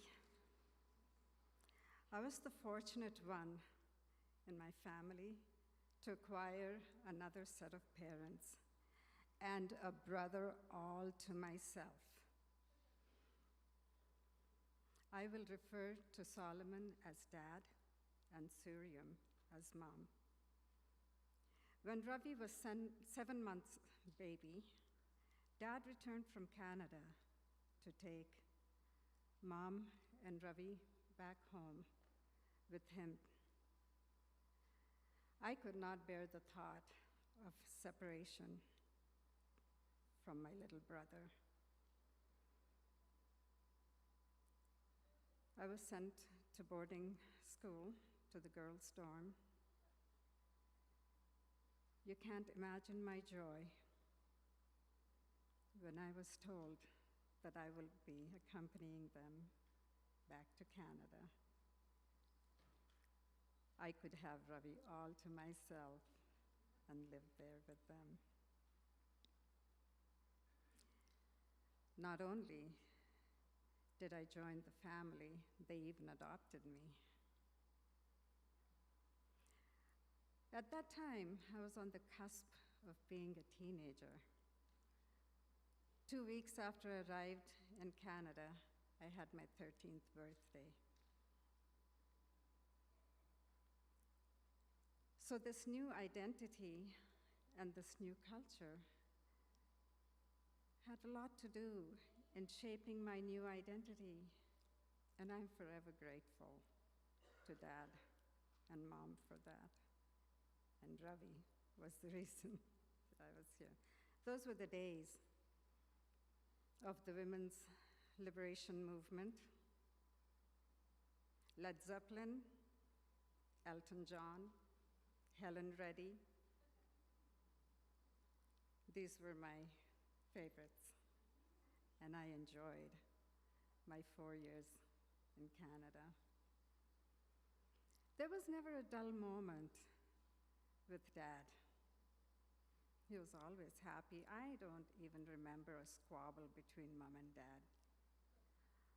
We lived in British Columbia, in Surrey, and every weekend we were off. After church, we would be off in Stanley Park. I mean, he just showed us around. He loved being at the wheel, as you all know, and that was a beautiful time in my life. He even taught me how to drive, and I got the license on my first attempt. And to this day, I haven't banged into another car. I give him some credit for that. The years were filled with happiness. He was a great teacher. In school, I was having difficulty with history. There was a big shift coming from learning all the dynasties and the various wars in India, shifting to North America. And as I went up in the grades, learning world history. I was good at math and everything else, but history, I was having trouble. And Dad would sit me down every day. He would go through the lesson, and my grade improved after that.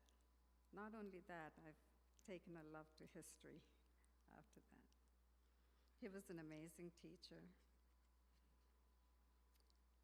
I completed my high school in British Columbia. I wanted to be a nurse. I was still too young.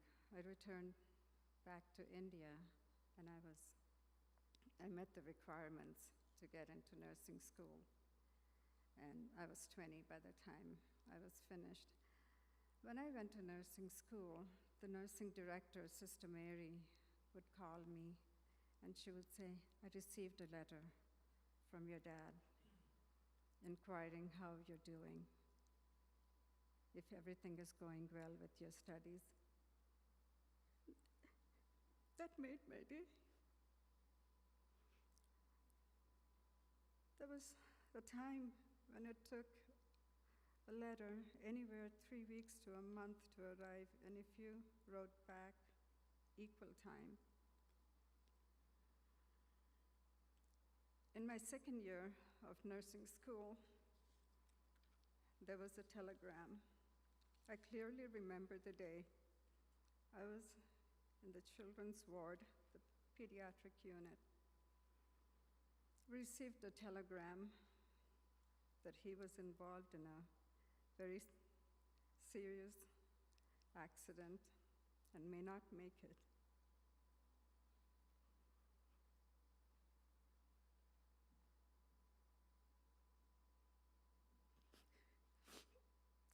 I was not there. I was not there for him and the family.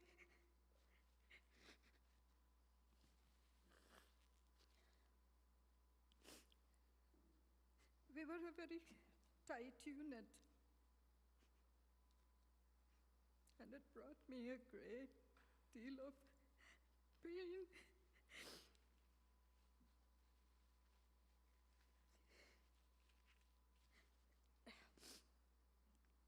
In 1981, they made a trip to India. I was a staff by then, and I planned and I took the entire month off to be with them, and I spent every single moment. What fun we had. We visited all these endearing villages and towns, that were very dear to us. That's one good thing that they did for us, is keep us connected with the family. Even during that trip, he got ill once. These intestinal adhesions dogged him all his life. He probably had 30 to 40 admissions since then. But I spent the entire month, and at that time, one evening, Mom told me the entire story and the struggles that happened with it. I immigrated to the USA, and in 1987, got married, and Dad was the one who gave me away. Years later, when I had the two children, my husband was away in India, and I was desperately looking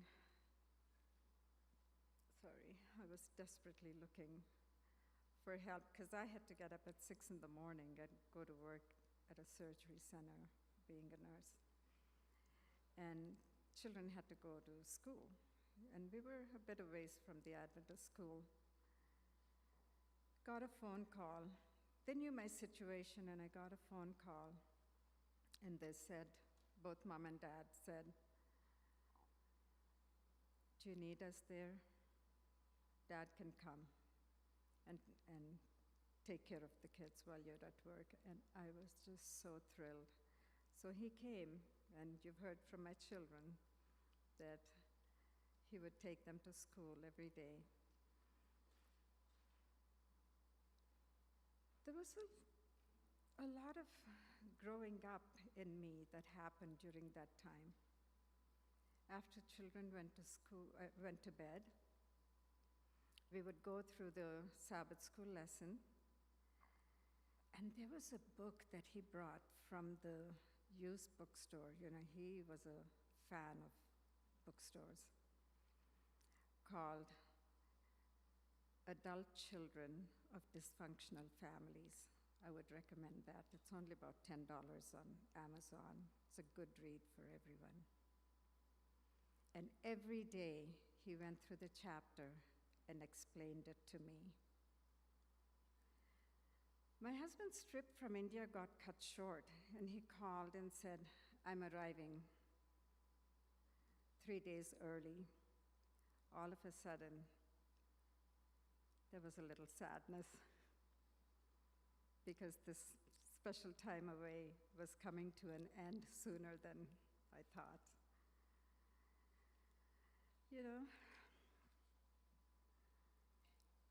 earlier this year, I was here again because he was having this issue with the bowel obstruction, and we were told that they were not going to start an IV, nothing, no NG tube, and my husband talked to the physicians, him being a psychiatrist, he had a little pull on them, and at once they got everything going for him, and I flew in right away, not knowing that this would be my final trip. The family was planning to have a 95th birthday celebration, but I didn't know this was the final time that I would be seeing him. And we spent such beautiful time together, listening to his favorite music I would put on YouTube. At one point, he was sitting down in his room after discharge, and he said, "I can't hit those notes." I said, "Pandana, come, stand up, and let's do this again." And he stood up, and he hit those notes. It was such a pleasure. I just lay on the bed, singing along with him. We enjoyed our time together, and he constantly would say, "I enjoyed having all the girls to myself while your dad was away in Arabia." He would say that again and again. We also, and I was surprised, he remembered very clearly our trip here to Canada back in 1971. They were so adventurous. We took the luggage out, stayed 3 days in Hong Kong, 3 days in Tokyo. And we remembered all the little details, with baby Ravi being on this special carrier that was made of metal. It was unique. I haven't seen it since then. And how the Japanese folk, the Chinese, would actually look at little Ravi in that and thought it was so cute. Um, Padnana, as you know, loved to be on the road, constantly between, everywhere, but more so between Alberta and British Columbia. There's a story where he picked up a hitchhiker and he let the hitchhiker drive so he could take a nap. Those who know him know he loved to take naps. Loved to snooze. The first time that he was coming away or going away to Alabama back in 1966,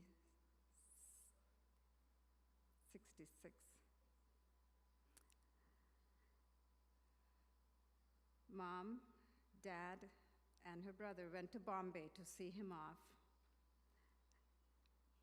They were staying at the Mission Guest House and had to take the bus to the airport. No Ubers. She was bawling her eyes out, couldn't imagine being without the husband, and there he was, snoring away during the bus ride. When they got to the airport, she woke him up. We've arrived. Padnana, Dad, we know how you love to sleep. And now you get to sleep as long as you want. No one's going to disturb you until you hear the trumpet call.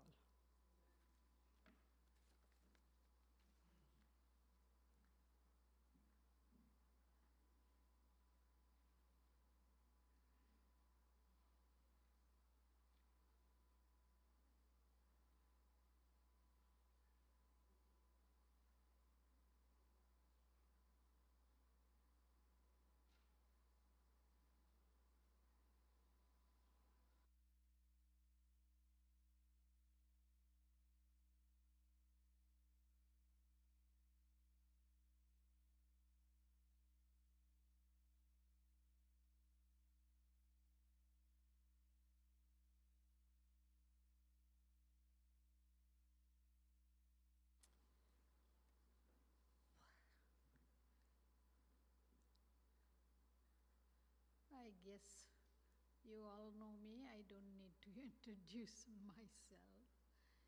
And there is a not when I was going to boarding school in Narsapur, and I just finished my high school there, and Solomon was also there teaching in a different class in the same school. So I believe he was looking for somebody to get married at that time. So my school principal, boarding school principal, a missionary, Pastor Zill from California, and my other teachers, so arranged my marriage with Solomon. They went and talked to my father, and they arranged the marriage. Those days, especially in smaller villages, you don't find your, if you want to get married, you have to, parents got to find a bride or a groom. So I didn't know anything those days. I was so young.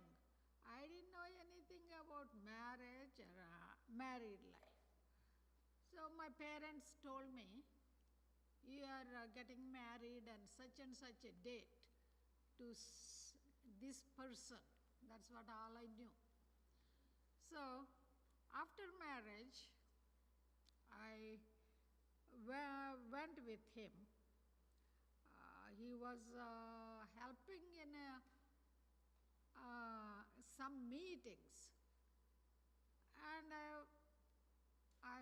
he took me there, but I didn't even know how to cook or clean, nothing.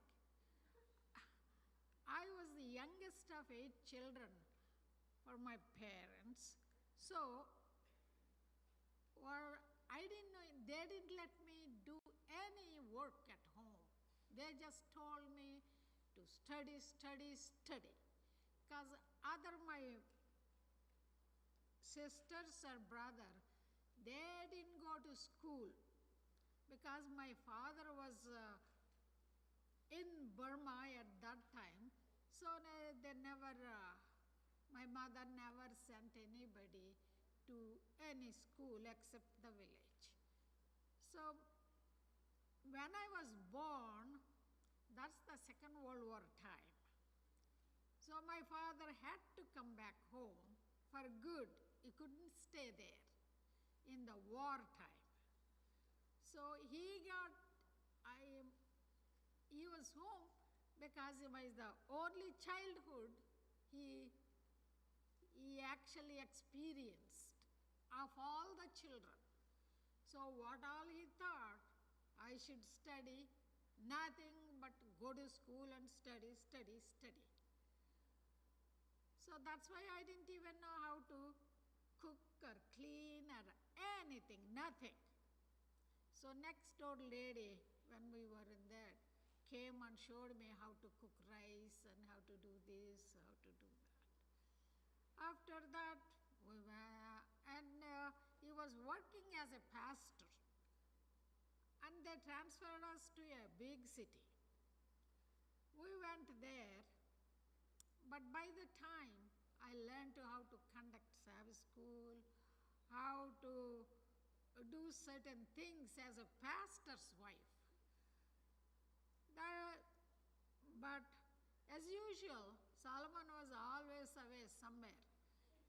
I had to look after so many, I had to learn in a hard way, whatever. But I was happy because lot of people at the church and everything, I was happy. But another thing I was happy is I come from a big family with all the children, little ones, big ones. But one thing I was so happy about Solomon was, he brought me into a nicest family, his family. By the time his brother George married, and they got 4 little girls. And I was so excited to take care of these little girls and be with them all the time. And after few years, we got a wonderful son, Ravi. You all know that. And I'm not bragging, but I always thank God. Nobody can have a better son than Ravi. And he looked after his father so well when he was in a nursing home or assisted living. He always there, looking after him, taking care of him, even giving him haircut or bathing him and cleaning his room, everything. Whenever he comes. And me too, he always looks after me so well. Every time he comes home, he says, Mom, what do you need? Give me a list. He buys everything, whatever list you gives. Even though I'm not good at giving lists, but he always brought things. In the house, I'm not allowed to buy anything even in my own house. So,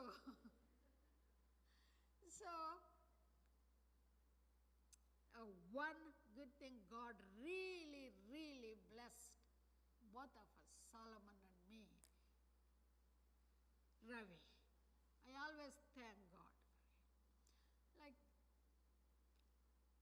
and also, not only Ravi, before that, God granted us a daughter too. Even though Sweetie is Solomon's brother daughter, she was only 7 months old when I was married to Solomon. She became my baby. And I'm happy to say when Solomon's last days, both Ravi and our daughter Sweetie was there holding his hands when he took his last breath. So I'm always thankful.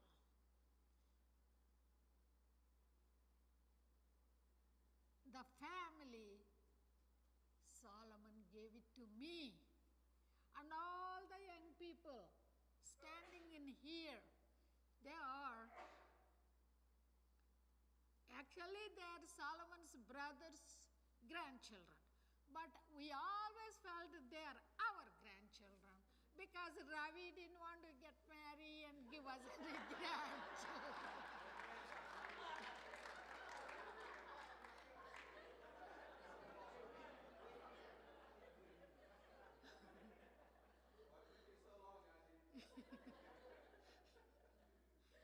So, because of Solomon, I got this wonderful family.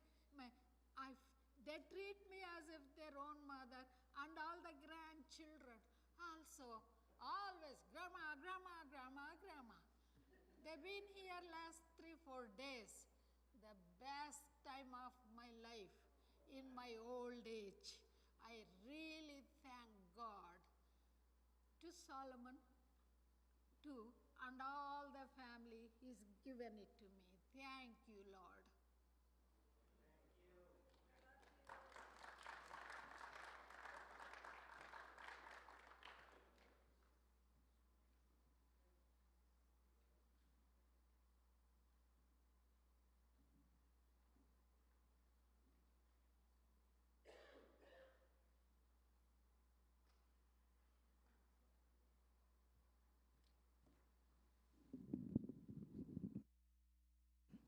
Hello, everyone. Oh, that's better. Sorry.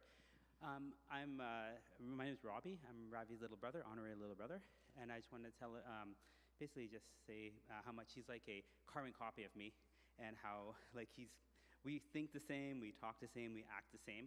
So I just wanted to have a tribute to my family.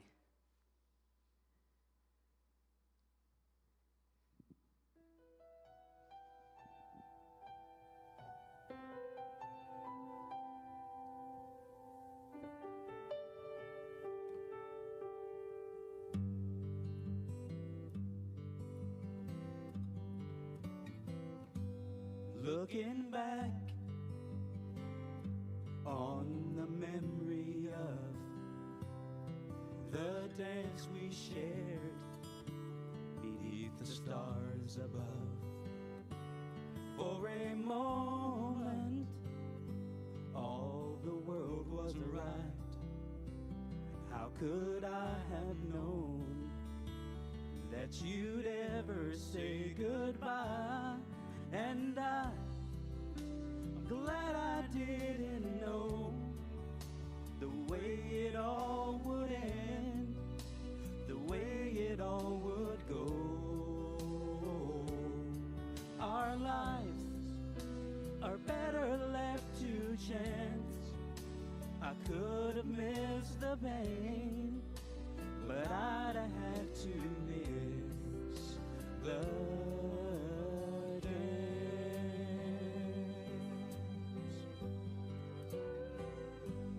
holding you, I held everything for a moment. Wasn't I the king? And if I'd only known how the king would fall, then who's to say? You know I might have changed it all.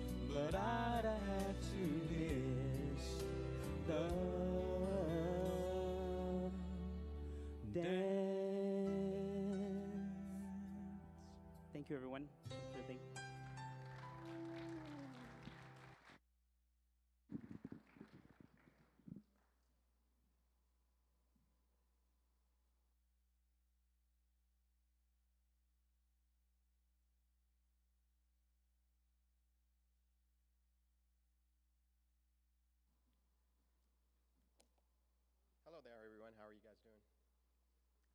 I feel like Pastor Hartley right now. This is a first for me, actually. But yeah. Okay. Awesome. You know, I was watching all the tributes and stories about my father, you know, crying over here. And I stopped crying because I saw my nephew Jonathan, and I saw he wasn't wearing shoes and socks, and I realized that this isn't a memorial, that it's actually communion. So it kind of took the edge off of it for me. Thanks, Jonathan. And Robbie, thanks for that song. You kind of outdid Jonathan, but that's besides the point. Although Jonathan's tribute to Young and Restless, Victor Newman would be proud of you. Yeah, thanks for all of you to come here. It's just awesome. You know, and you hit Dad. You know, you described him so accurately. You know, I mean, I think we need to do a genetic test because I think you're the son and Shania is my father, because we're completely opposite in many ways, right? You know, completely opposite. But he was a kind man. He was a loving man towards me. And as I aged, I started to realize that not everyone's like me, which is a good thing. But no, it's just, he was the type of father that always told me he was proud of me, always told me that he loved me. And that meant more to me than anything, you know. And as he aged, the relationship and the dynamic changed. I became more like his father. He became more like my son, right? And I would often remember, you know, coming in late on a Friday night. I'd get home. Bulaker can relate because we'd catch that late Friday evening flight. We'd get in at 1:32 in the morning, and hoping I could sleep in a little, but Mom apparently had to open the doors for church and be here at 9:30. So, you know, we came, you know, around 10 o'clock. She gave me a little grace, and you know, I had an anxiousness about me because I was, as bad as this sounds, I was kind of, okay, let's speed up the sermon because we're here to praise our Heavenly Father, but I want to be with my Father in Hamlet's, which is only a kilometer away. I want to spend Sabbath. Sabbath to me meant being with my dad, you know? And so we'd rush home, eat, and then I'd say, Mom, I'll see you in the evening. And I got to spend some really quality time with him where I never once, you know, there's no stone unturned with my father. For the most part, I tried to come every 12 days. There was times that maybe every 3 weeks, but, you know, I got to hear his stories. You know, I got to obviously, you know, bathe him, you know, cut his nails, put lotion on him, you know, just, I remember one incident, I was giving my haircut, and he would be like, Nana, what's today? I go, Dad, it's Saturday. Okay, Nana, you know it's the Sabbath. You shouldn't be doing this. I felt like a 10-year-old kid again. Thanks, Dad. But yeah. But no, he was a kind man, and he was just, you know, he had such a patience about him. We were opposite in almost everywhere, in every aspect of life. But as I aged, I started to learn more and more about him, you know, and his dementia was getting worse, obviously. And when I would come and see him on Saturday, you know, right after church, yeah, I'd like, Dad. He'd kind of look around, and he'd be in the classic. In the kitchen is AKA North Hill Inn with his coffee. And he'd look and says, Robbie, is that you? I go, yeah, Dad, it's me. And then the big smile would come, you know, and then all of a sudden, son, I need to talk to you. I go, okay, Dad, everything okay? He goes, I have something serious to tell you. Okay, are you okay? He's got some health issue. Nana, when are you getting married? I was like, this is, I guess there's a term called white lies. Dad, soon. I'm getting married soon, right? Okay, Nana, because it's really important. You know, you're getting older. I'm like, how old do you think I am? Oh, I think 30? I go, yeah, Dad, you gotta, you're very accurate. One time I made the mistake of telling him I was 53, and the look on his face was terror. So that wasn't oh my God, he was like, that wasn't a good thing. He wasn't too happy about that. But as he aged, it was so sweet because he would always ask me things. Nana, do you have a job? I go, yeah, Dad, I work, I have a job. Do you make good money? I go, yeah, I'm okay, Dad, I'm doing good. You think you can give me some money?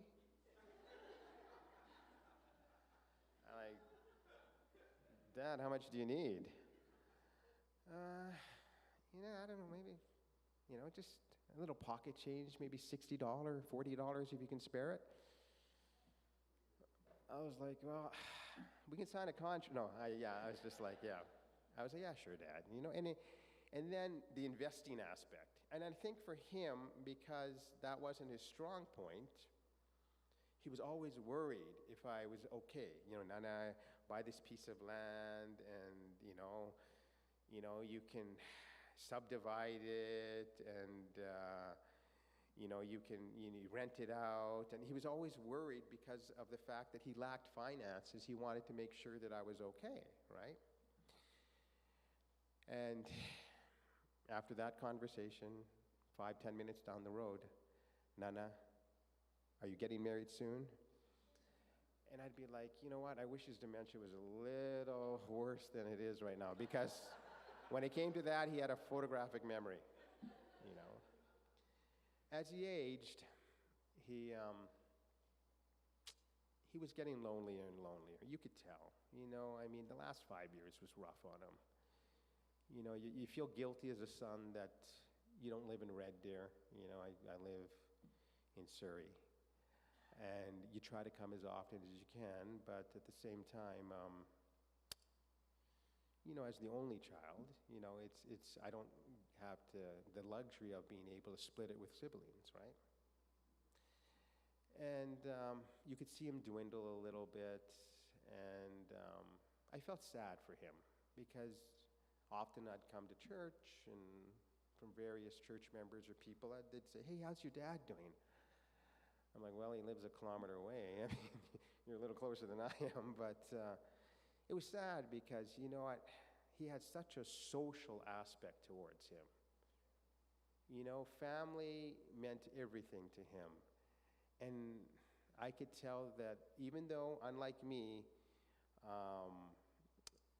he never kind of held a grudge if someone didn't show or anything like that. But I could tell, and I can count on my hand the number of people that probably see him on a very rare basis. And that saddened me because I knew for him that was hard. He didn't have 2 or 3 children, His grandchildren, his nieces and nephews, they weren't here. And I think for him, the focus on me getting married and having children was that he didn't want me to end up alone like how he was, without someone there for him to take care of him, kind of thing. He'd often say, Nana, you're not too old to have a grandchild. A son, you can have a son or daughter, I go, Dad, I'm 53. He said, no, you're still young, right? And then I go, Dad, don't worry, Anna covered that for me, we're fine. Kaligithi family name's taken care of, Thanks, son, I love you. So I was hearing Pastor Moses yesterday, and my mom would be very happy because I wasn't on my cell phone during the sermon yesterday. So it was, show us, put your cell phone down. But anyways, and he was talking about how we all should reach out to seniors. And it resonated with me because I am where I am, not because of only my parents and my akkas and my babas, but all of my uncles, my aunties, the elderly people. You know, I mean, I grew up, Sheila, me, Priya, Rupa, we all grew up here as a community, 40, Sunil, Ruby, 40 plus years ago, 30 years ago, right, together. And they're the reason why we are where we are. We don't struggle financially. They were the ones that came from India on bare bones, struggled. There was no such thing as skip the dishes. There was no such thing as going out to eat for an anniversary dinner. Their focus was for us to make our tuition, to have, a better life than they had.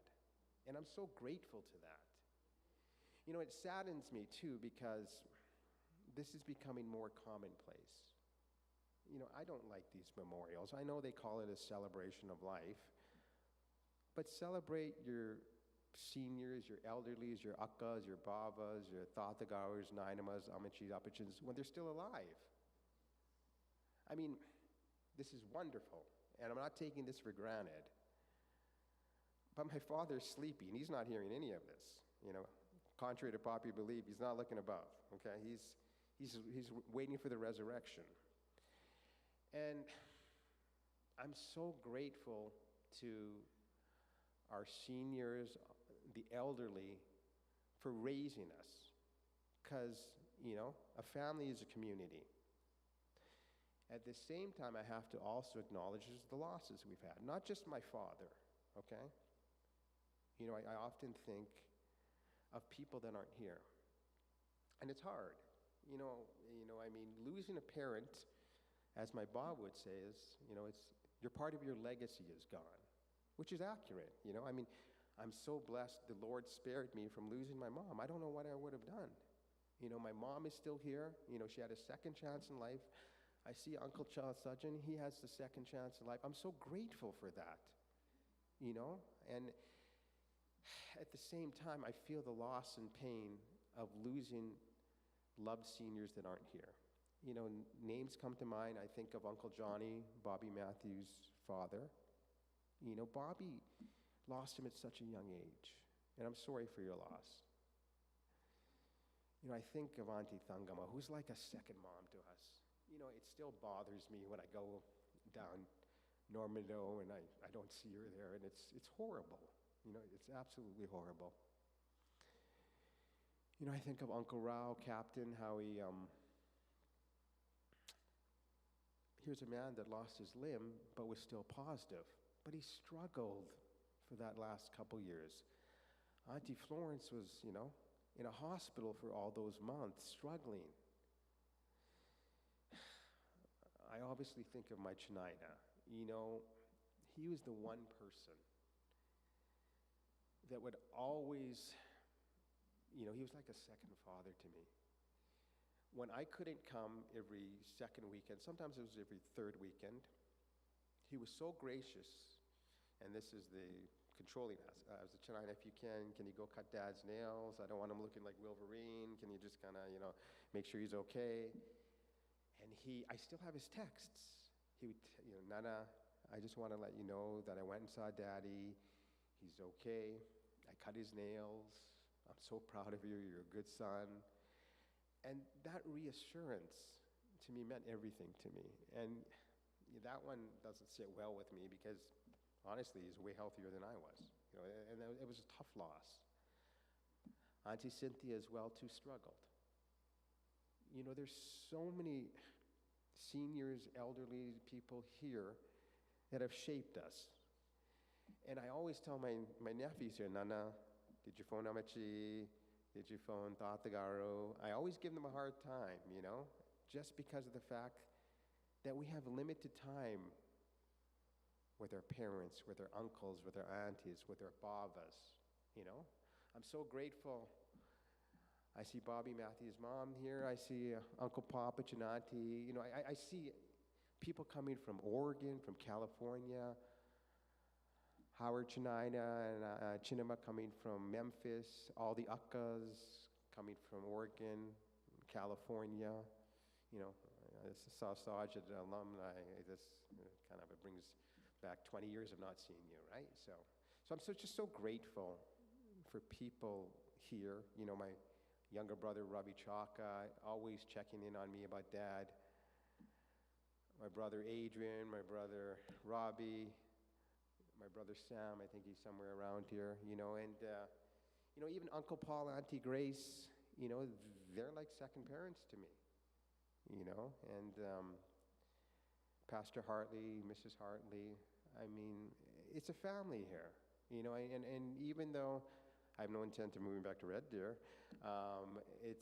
it's great to come and, see people that knew me when I was 2-3 years old, and I'm grateful for that, So I guess on a close here, because I'm looking at the seniors, and diabetes plays a role, and we've got metformin pills on the tables as well too.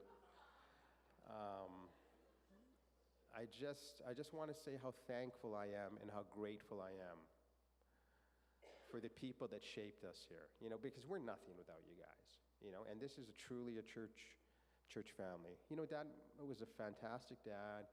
He was a loving dad. I couldn't have asked for a better father, and I'm grateful for that, and I just want us to cherish, all of these seniors that have raised us. Dr. Tim, your speech was so emotional to me. You really knew my dad back in the day working, and you know what? Your daughters are like my sisters, obviously. So, but anyways, I won't keep going on here. We're getting hungry, but thank you all for coming. I really appreciate it. I love you all, and let's try to enjoy this evening. God bless. Take care.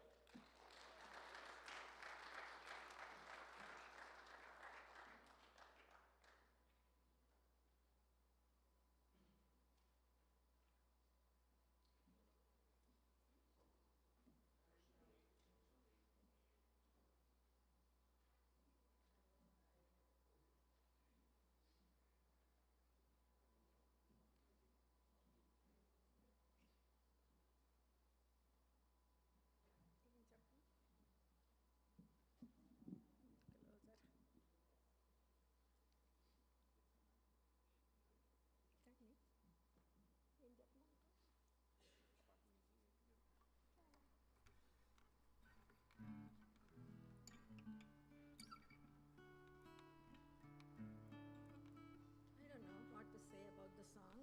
I think for those of you that know Telugu, you'll be able to understand what it means. I just felt like this is what would bring the emotion out. And it speaks about, I don't know, just listen to it because I fell in love with this song, and I think it's very fitting for this occasion for my Pednaina. I love you, Pednaina.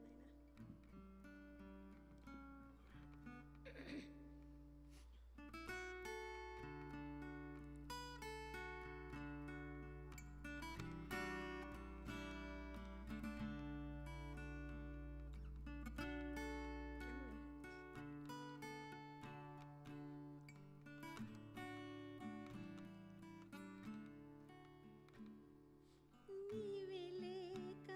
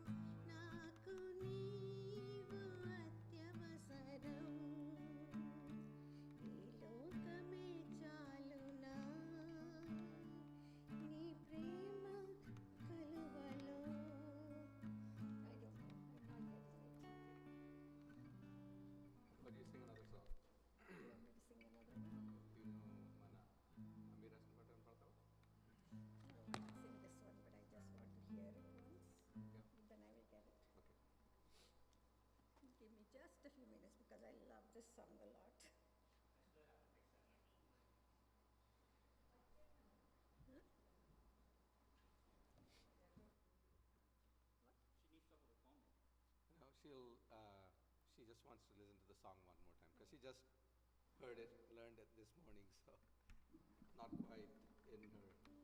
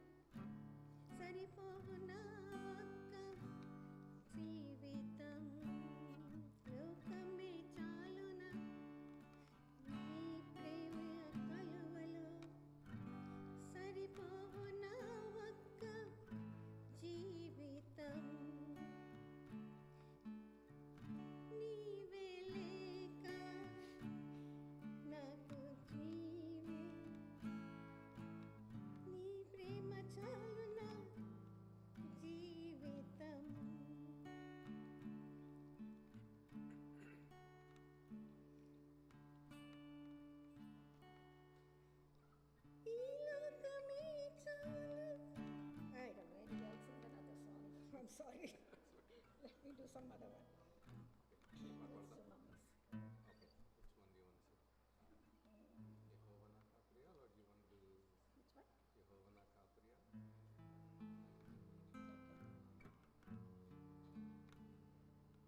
Sorry to disappoint you all.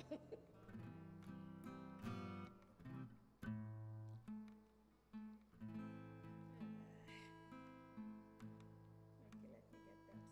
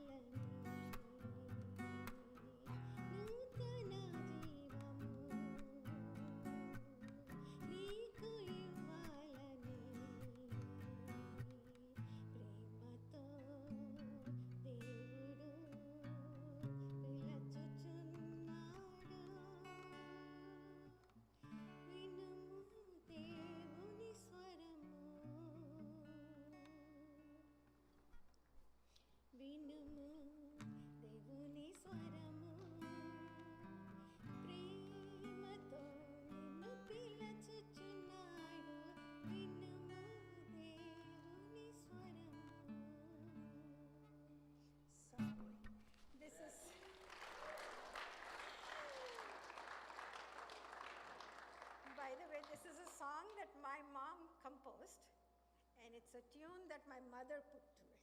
I mean, my brother put to it. I don't know, I got so confused.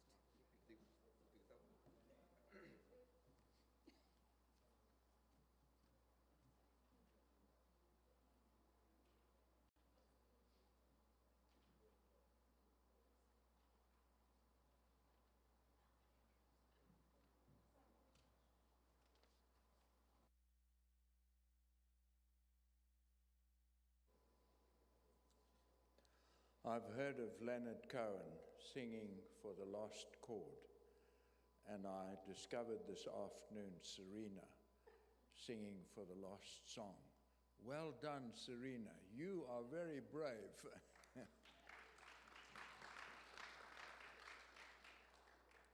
I'm going to do the last prayer, and I'm in a huge dilemma. I know Suriam, with the whole congregation, wants me to pray for a miracle, and Robbie apparently is opposed to it. So how shall I pray? I ask you to stand.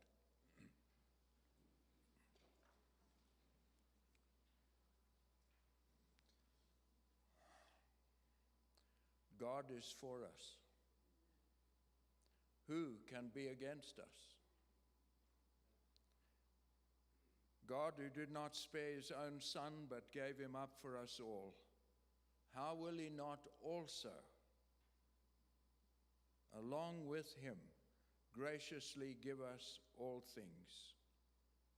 For we are convinced that neither death nor life, neither angels or demons, neither the present or the future, nor any powers, neither height nor depth nor anything else in all creation will be able to separate us or Solomon Raju Kaligithi from the love of God that is in Christ Jesus our Lord.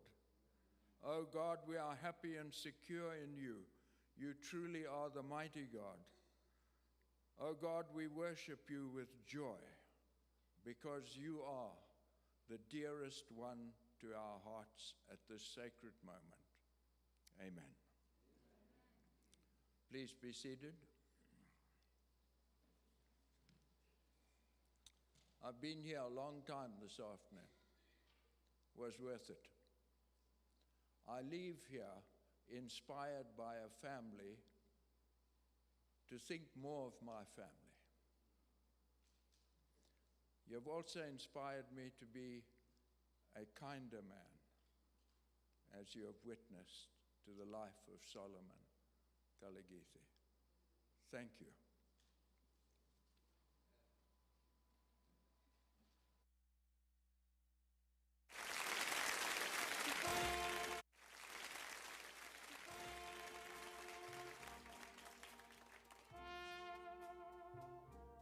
I see trees of green.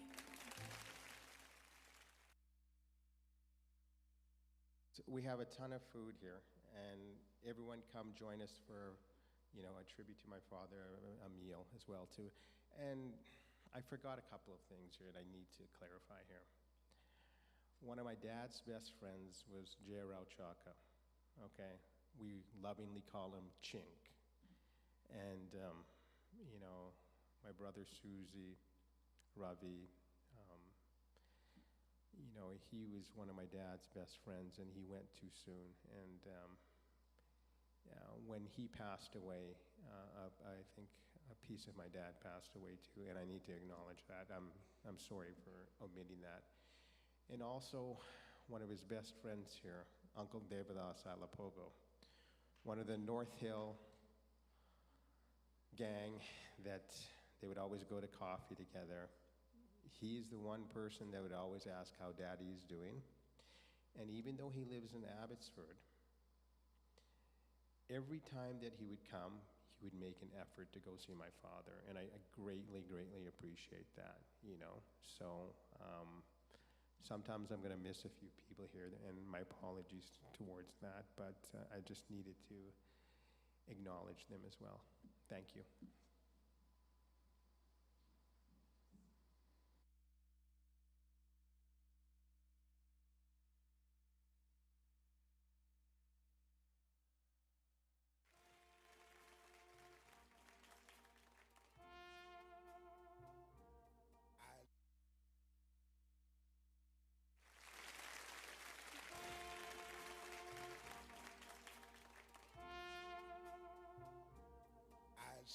trees of green. Red roses too. I see them blue for me and you. And I think to myself, what a wonderful world.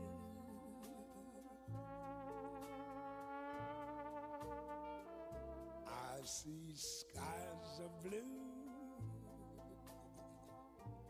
clouds of white, bright blessed days, dark sacred nights, and I think to myself, what a wonderful world.